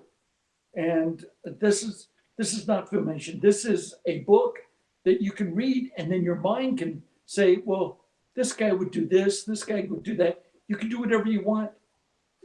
It's what I want is I want you guys to take it and fly with it. But the next book will be you flying with it. Yeah, I will fly with it, but I'm not the authority. See, it's wrong for me, I think, to be the authority on this stuff. No, but they want to hear. I just created one version of it, and you can create as many as you want. They're all right, is what I'm saying. Filmation was right. Alex Akala was right. Rudy Obrero, wonderful guy. I went all over trying to find somebody that would paint like Frank Frazetta. Nobody in my area would do it. They didn't even want to try. And Rudy Obrero comes up to me and says, hey, I'll take a swing at it. And he goes home and paints. He paints the Battle Cat package in oil. No illustrator I know of paints in oil. He paints it in oil, brings it in, and it's got that jewel-like quality. And see, I was desperate at the time because we had to sell off the shelf. Everybody else had a license they could deal with. Star Wars certainly had a license. We had to sell off the shelf. So Rudy was very important. Those first packages had to have that pizzazz to go against the Star Wars stuff. And they did. They went against it very well. And by the time we did Castle Grayskull, we did that box and Rudy did the artwork for it. It was like, in my opinion, it was wonderful. And he worked his ass off on it. It was breathtaking, which would explain why, you know, so many people always said, wait, I thought that was He-Man's castle. Why is Skeletor in the drawbridge of Castle Grayskull? It makes it look like it's his. You know, we've always heard so many of those stories of, you know, Rudy was like, well, they weren't quite sure, you know, if it was going to be a good guy's or a bad guy's castle. So it was like, but you were saying kind of like a universal piece. Everybody was trying to acquire the power of Grayskull. Did you do the layout one? Oh yeah, but the thing is, Castle Grayskull was like all of the real wars. It would go back and forth. You know, He-Man would get it. In fact, in one of the stories, it tells about how He-Man took it away from Skeletor in the book. And Okay. you know, if you've got a bunch of guys running around with swords and axes, and you know, and obviously got a lot of power, how do you tell a story for a, let's say, a 10 to 60-year-old man? How do you tell a story without having corpses laying all over? Because the truth is, it's a toy, but it's certainly not a mamby-pamby toy. Well, it's like the White House. This toy is, you might say for kids, this toy is not for sissies. This toy is, Look at that. yeah. He's missing his mouth. I mean, that's something that I stress in the podcast a lot, is that, and I love Filmation. I'm a big advocate of it, but I also have always like preached that the He-Man should be taken seriously, and this whole new very serious outlook. And I'm all about, you know, you need to show a little bit of bloodshed, you know, not necessarily decapitations and stuff like that, but it's war. You're seeing these muscular heroes and villains kick each other's asses. You need to Right. see the results of heavy wars and stuff like that. And God, I swear this has really just got me super excited, because like, I hope you plan on really doing a whole lot of these stories, because I Yeah. really feel like Yeah. You're telling it's me something. because- Oh no, I just feel like this is something that not only me but fans are going to be so hungry for this, because in recent years they've done comic books that were god awful. People who didn't get the properties, they don't understand how to tell great sword and sorcery stories using these characters. Yeah. And no one's going to question, you know, you writing these stories. That's right. And like, that's what we need. We need He-Man to be shown as a very serious character, as Skeletor, who's not a sympathetic villain, someone who is just cold-blooded evil and Right. will cheat, steal, whatever, because he's Right. just the epitome of evil. And God, I can't wait. I hope you got lots of plans to release lots of stories. And Yeah, I agree. I'm trying to keep the price point down on this first book. Trying to you keep can it charge whatever very you want. I'll reasonable. buy it. I know, but I want to be fair to you. I work for you guys, and I want to keep the price point down so that lots of people can get it. And we're trying. They want to have a lot of plates in it, and We're trying to keep it down because, you know, because we want to be able to get it to all the fans. You know, we know that they work in different jobs. I mean, from delivery trucks and plumbers and dishwashers, and you know, they spend a lot of money on collections, and they don't have a lot of money. We don't want to scalp anybody, you know. No. We just don't. I hear from them all the time. They're saving up to buy this and that, and it's just not fun for us. We don't need the money. We don't get paid for. We don't do this for money. We don't do it for money. no. And so it's not. It's a thrill for us. It's more excitement for us, really, to be honest with you. Well, And see, that's so- what makes this all worthwhile, is that you guys are just doing it as a passion project.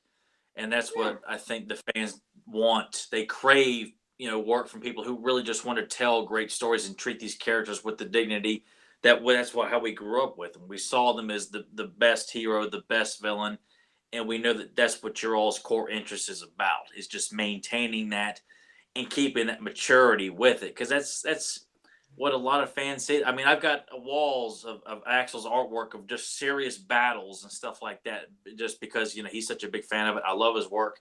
I'm all about seriousness. I mean, that's why I love the Conan films and Clash of the Titans.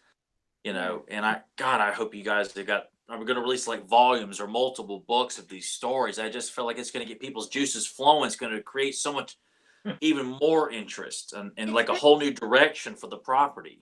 yeah, it's very exciting to me because I haven't, he's very humble about the stories because he's really an artist, And when I read the stories, the small short stories, I said, nobody can write these stories like you because these are your kids, basically. These guys, nobody knows these guys better than you, and these stories ring true to me.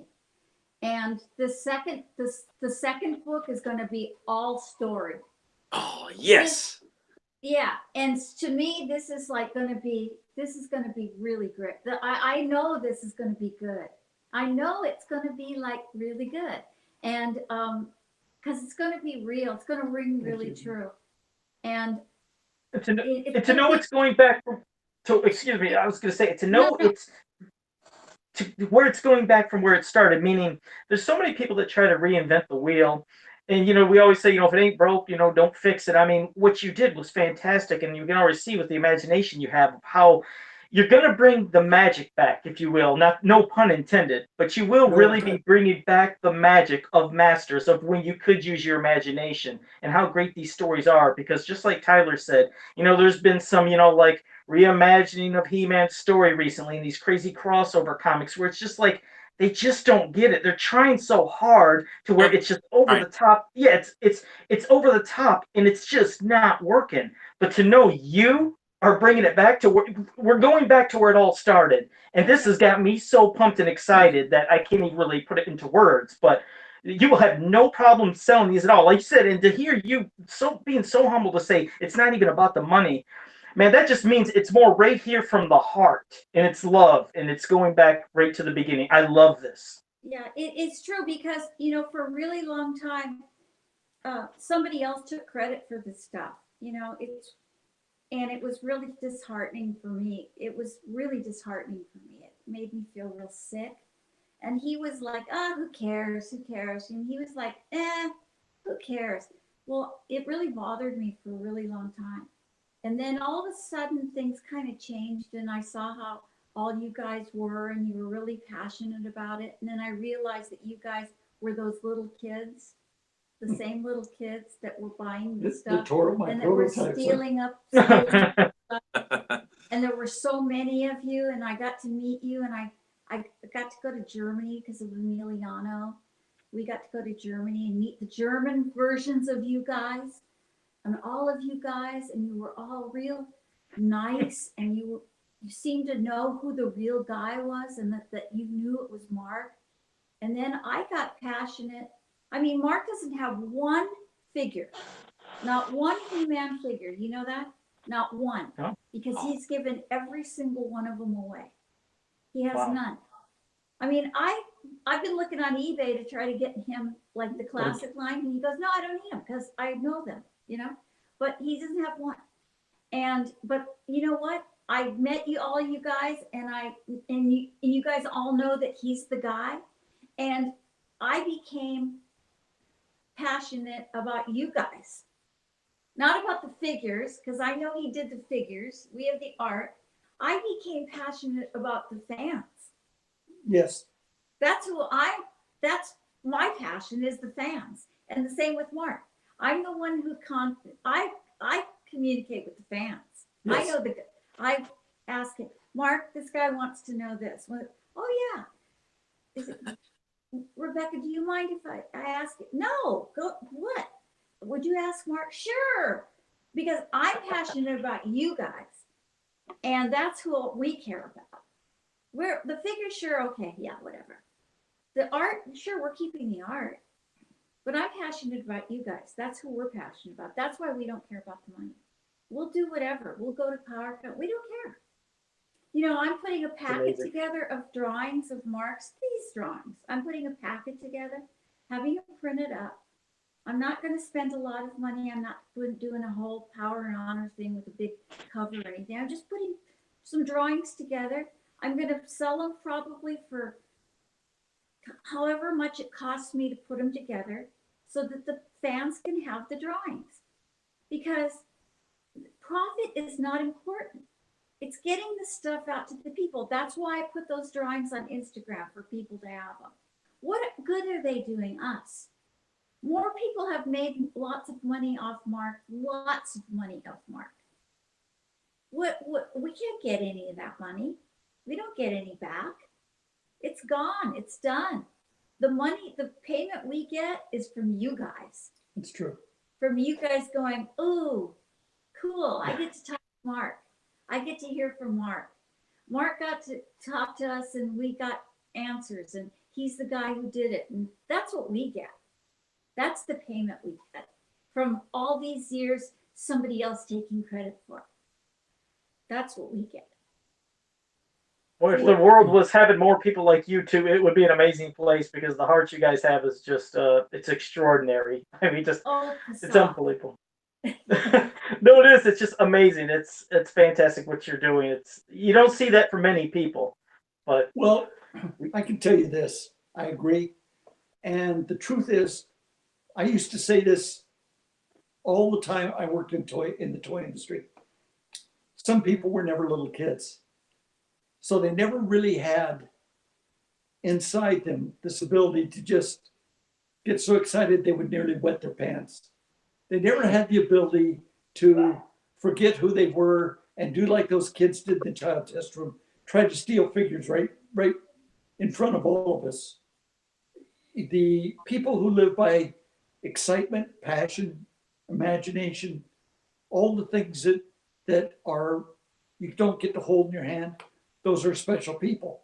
And I know I married a woman like that, and I like to think I'm that myself. But the point is that there will always be people who, well, I got mine. The important thing is I got mine. You know, I've got mine, so that means I'm really better than you. They were at Mattel when I was there. They were at Playmates when I was there. They've been everywhere in the toy industry. They've been the sad part of the toy industry, but I never let them affect me, because I always had this world I can go to. And if you guys will try to keep the cost of the book down, I'd like to, but all the reasons Rebecca said.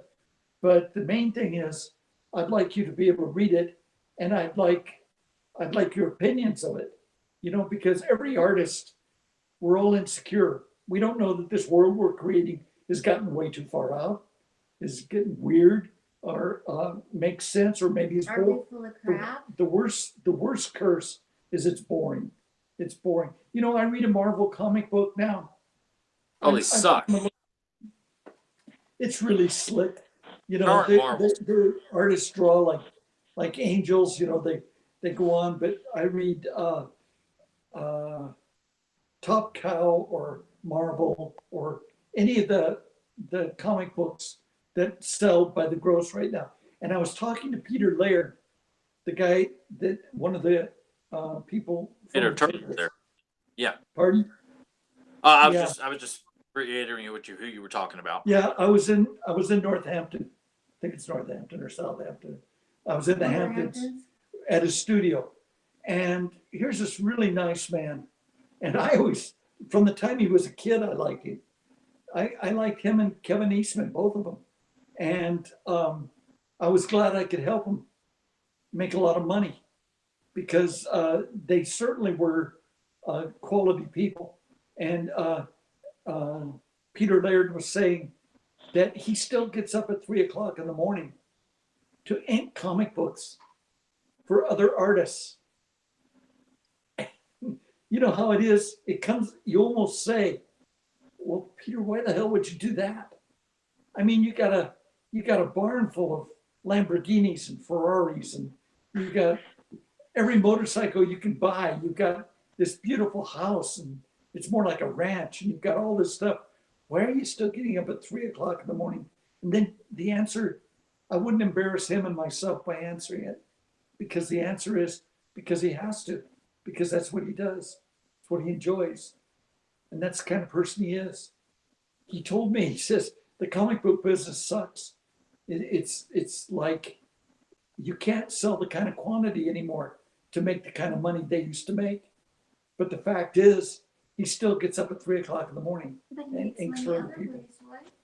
Oh yeah, he still makes money on the turtles, but Maybe you just do it because you're afraid that you're gonna lose everything. I don't think so. I think he just does it because that's Who what, he is? yeah, that's what's inside him. It's the way he, Is that why I still take in laundry? Is that why I still do Vanna Whites? there's a lot of good people that are still Yeah. doing creative work out there. They're hard to find because they get beat down sometimes by the guys who are the money people. They just want to talk money. That's all they want to talk. Well, why would you do that? There's no money in it.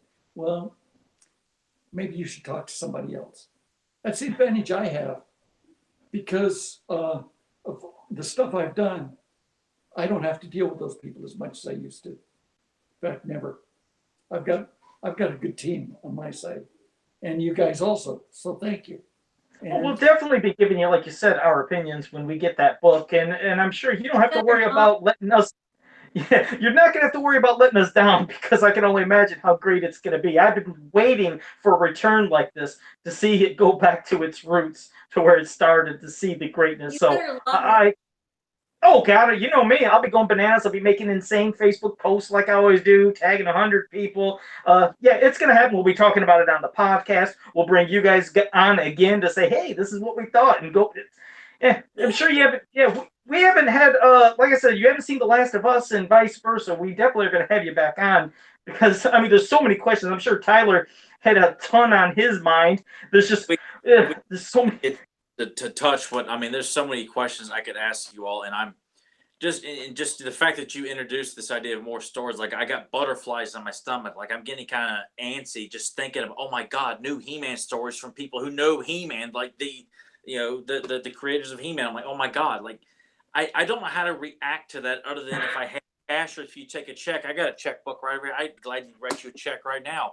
I want to start reading now, and it's You're not going to have to write a check. Yeah, you won't have to write it. You're not going to have to write a check. We're going to keep the price point really reasonable. Yeah, maybe This- even this- free to you. I want this to be a book for the people, not you For know, the people. for the people. Yeah, yeah. Well, yeah, I believe in it. God, if I could, So I would hug both you all right now. I'd pick both of you up and just hug you both at the same time, and it's unbelievable. There It's was a. awesome. Let me tell you. I'll tell you a story that you'll crack up about. They called me into a meeting, and it was the first time we presented Castle Grayskull and all the original figures, the slugs that Tony and I had done. And God, it was beautiful. Had all these figures out. They were all in action poses because He-Man isn't in an action figure pose. He's in an action comic book pose. His legs are spread. One foot is above in front of the other one. His hands are clenched. No, nobody did that before. He's got an expression on his face. He's about ready to tango. Like this? Yeah, kind of. But so they say, you need to hear this. And they were presenting to Toys R Us for the first time. And the head buyer for Toys R Us was a guy named Cy Ziff. And he says to Mr. Wagner, he said, what's this? And Mr. Wagner says, that's our new boys' toy line. And Cy Ziff says, this is weird. This is strange stuff. We will never sell this at Toys R Us. And I go, oh, shit. There it goes. And so I'm walking out, and Wagner says to me, he says, don't worry about it. And Cy Ziff says, are you going to go ahead and do it anyway? And Mr. Wagner says, yep. We're putting money behind it, putting advertising behind it. We're going to go with it. And Cy Ziff says, we'll never stock it. It wasn't even 4 months later that not only did they stock it, but they marked all the castles up to $50 retail. Oh my God. We were turning it out to reach a $23 price point, and they were selling it for $50 because they could. And see, that's okay with them because that's the kind of people they were. And that's fine. That's what they do. What I do is I'd get a big kick out of it when I'd see a kid. I saw a kid throw himself down in the aisle. His mother was trying to. All he had was he could buy a He-Man and Battle Cat, a Skeletor and Battle Cat, a He-Man and Skeletor, or open stock He-Man and Skeletors. It's all that was out at that time. His kid throws himself down in the aisle, and he won't move. And his mom is to say, get up, come on, we got to go. I'm not going. And he's crying. He says, I want that one. Well, how do you think I felt? I felt fantastic. Oh, that's so cool. Yeah. You're so Skeletor. You like watching the little kids suffer. That was great. Well, he walked out of there with a He-Man and a Skeletor and a He-Man and a Battle Cat. So I got a kick out of it. I would literally bet on He-Man no matter what. And I would bet on him against even the wonderful, take something like Avatar. I mean, that's a piece of beautiful work. It's just gorgeous. It's just, I mean, I can watch it over and over and over again. The story's good, the art is good, everything's good, but I'd still put He-Man up against it. I put He-Man up against anything. I hold He-Man in. I love Turtles. I love G.I. Joe, but He-Man, since I was 3 years old, has always been the epitome of over Arnold. Anything Stallone could do in the movies, He-Man. I tell everybody it's my inspiration for living in the gym. He-Man is the. I mean, it is the biggest part of my brain. Is being at work, I'm thinking of He-Man. I'm at the gym, I'm thinking of He-Man. I'm talking to Joe, I'm thinking of He-Man. It's when I talk to Axel, what can I see? That's He-Man. What can I come up with to introduce He-Man in this? And it's hard to describe in words how impactful He-Man and Skeletor and the rest of the heroes and villains have been on me. It's cliche to say, but God Almighty, yes, my parents to this day, they thought I would outgrow it 20 years ago. And then here I am. I'm still talking about it. I'm doing a podcast about it. And that's amazing. Maybe they just never grew up to it. But here's something I'd like to suggest. I don't do social media very much. Rebecca does almost all of it because I got to create. I'm going to be writing the stories. I'm going to be doing that end of it. So if you ever think I've lost my way, you just let her know. I want to know from you. Absolutely. Like I said, we'll be letting you know everything. Don't you worry. Like I said, I'm sure we'll be quite pleased. But you're right, Masters of the Universe and He-Man. It's funny when you were going back earlier talking about, you call it He-Man and not MOTU. I've said that with Tyler plenty of times. I was like, when I was growing up, we always said we're playing with our He-Man figures. Yeah. We're going to watch it. We never said, I'm going to play with Masters of the Universe or MOTU. MOTU, basically, that's become, for when you type, it's quicker than typing Masters of the Universe. Like, it's just MOTU. It's an abbreviation. So I've never said that out loud. It works for group names and for quickness, but it doesn't roll off the tongue. It's like, I play with He-Man. I like my He-Man collection. It's so easy to say, and that's what everybody basically did, especially when you were kids. It's like TMN whatever. TMNT, yeah. TMNT. Like that. Yeah. Who's your favorite character, He-Man?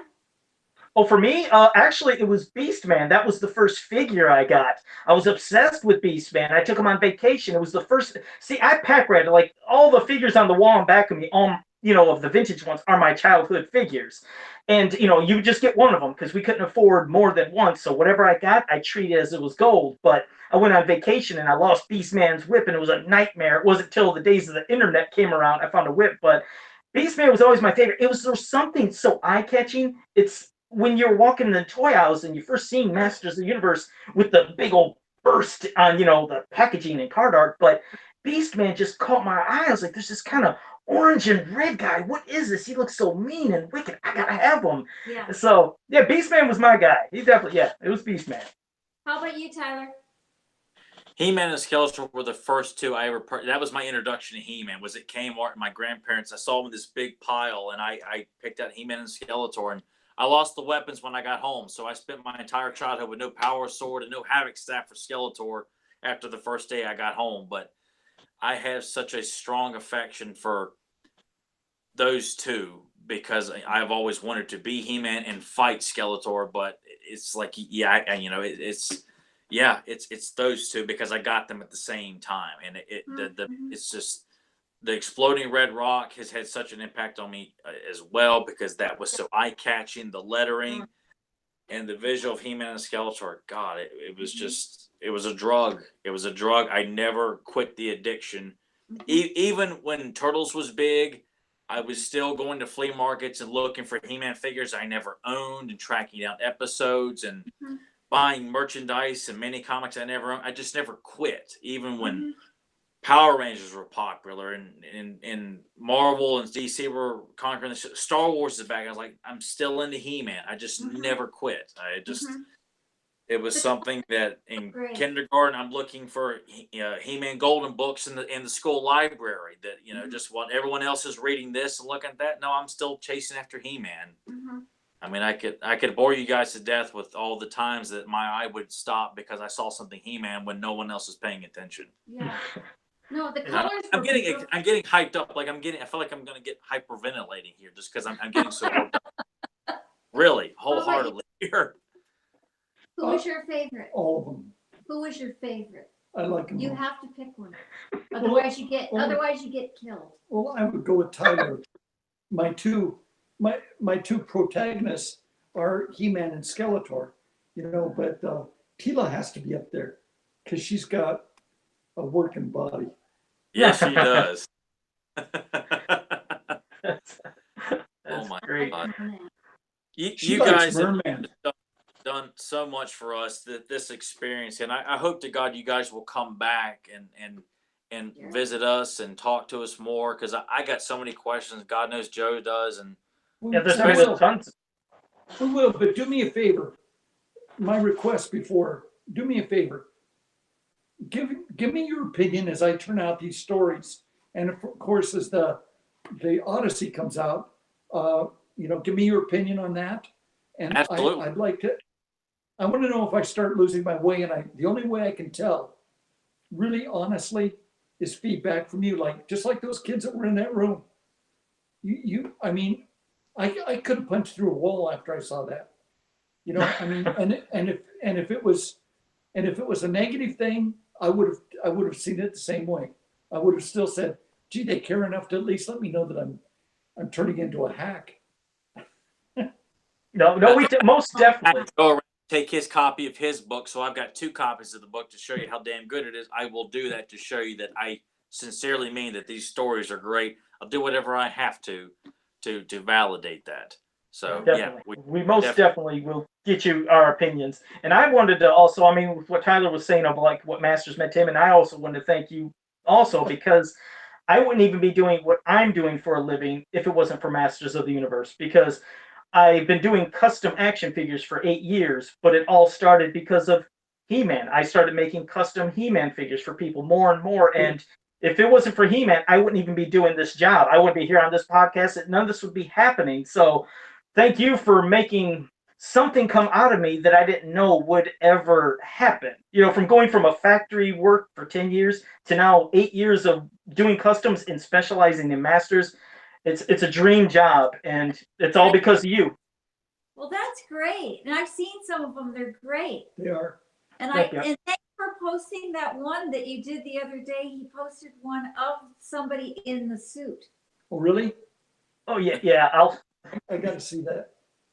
Yeah, I will. I'll show more. But no, really, thank you. And well, before we wrap it up, you know, I'll let Tyler, if you have one final question, and then of course, Mark, Rebecca, you can tell everybody, you know, about your project, maybe places to visit. But Tyler, did you have any closing remarks you want to say before we wrap it up? Because we definitely will have you guys back again.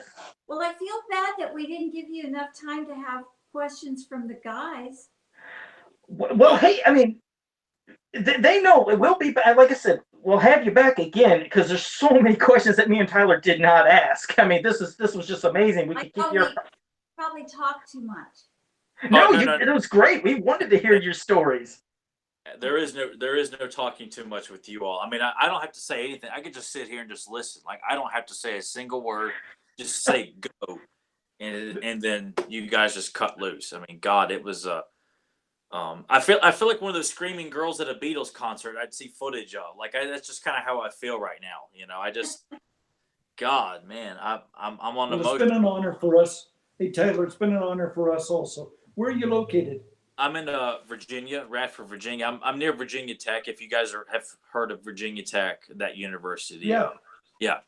Yeah, I'm not far from there. In fact, that's I do my Coca-Cola route taking care of Virginia Tech, so that's I'm in that area. Great. Coca-Cola, the best. Yeah. She's a Yeah, big that's fan. what I hear. But it's God, I don't. What else can I say that hasn't been said? But I can't thank you guys enough for what you've done to my life and to other people who are listening to this, and and people who have met you before. I just want to thank you on behalf of everybody because Well, our pleasure. it It really yeah. has been. This Joe? is Okay, battle. and no, as for me, again, thank you for joining us, and everybody in the chat room. Thank you for being there and being part of the show. And yes, when we have them back, definitely I'll answer a lot of the questions you guys had also. But I'm really glad you were here with us, and hope you enjoyed it. And Mark, Rebecca, it's been a pleasure. We definitely hope to have you back again. And is there, like I said, is there Instagram, a Twitter, a Facebook? Is there anywhere that they can go to keep updated on the progress of the book and when your book might come out? Just to do a little plug. They can certainly come to my Facebook, and I'm under Rebecca Taylor, and Okay. Instagram is same, and they can follow me, and I'll put any information on there. Anybody can follow me anytime they'd like. All right. And It's the status of it right now is it's at the editor's, and he's pretty much got it nailed down. But it has a whole bunch of illustrations in it. So awesome.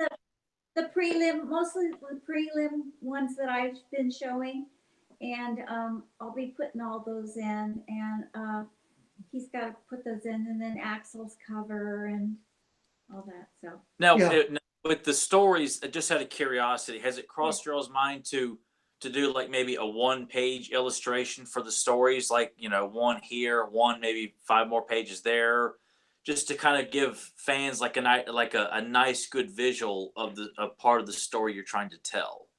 we don't have any visuals for the stories right now Okay. because they were kind of an add-on.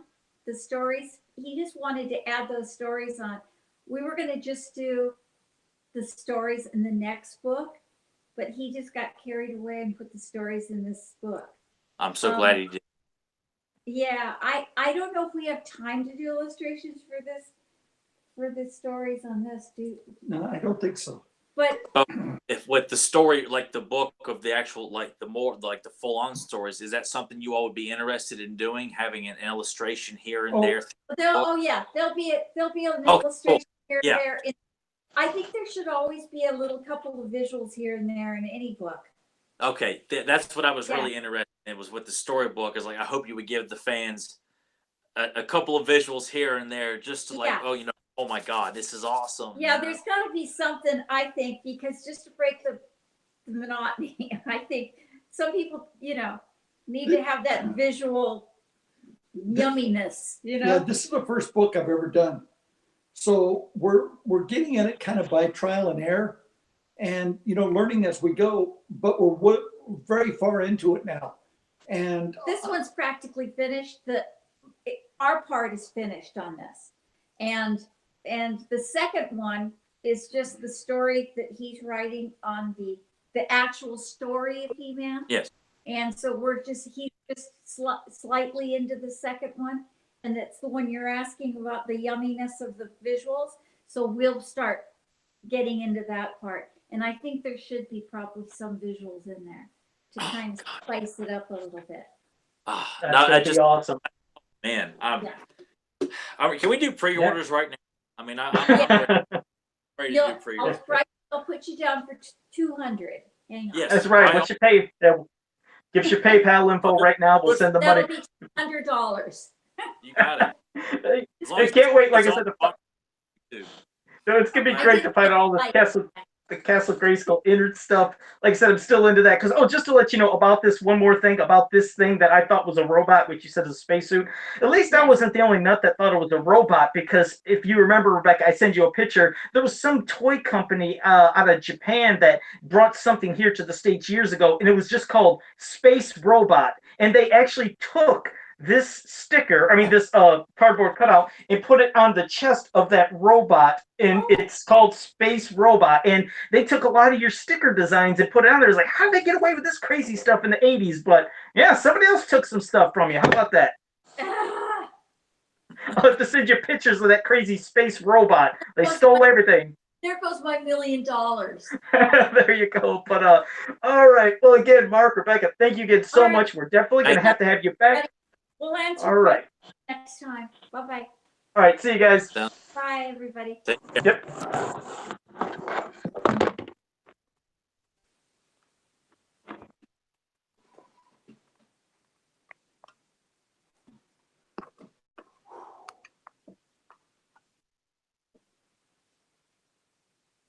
What do you think?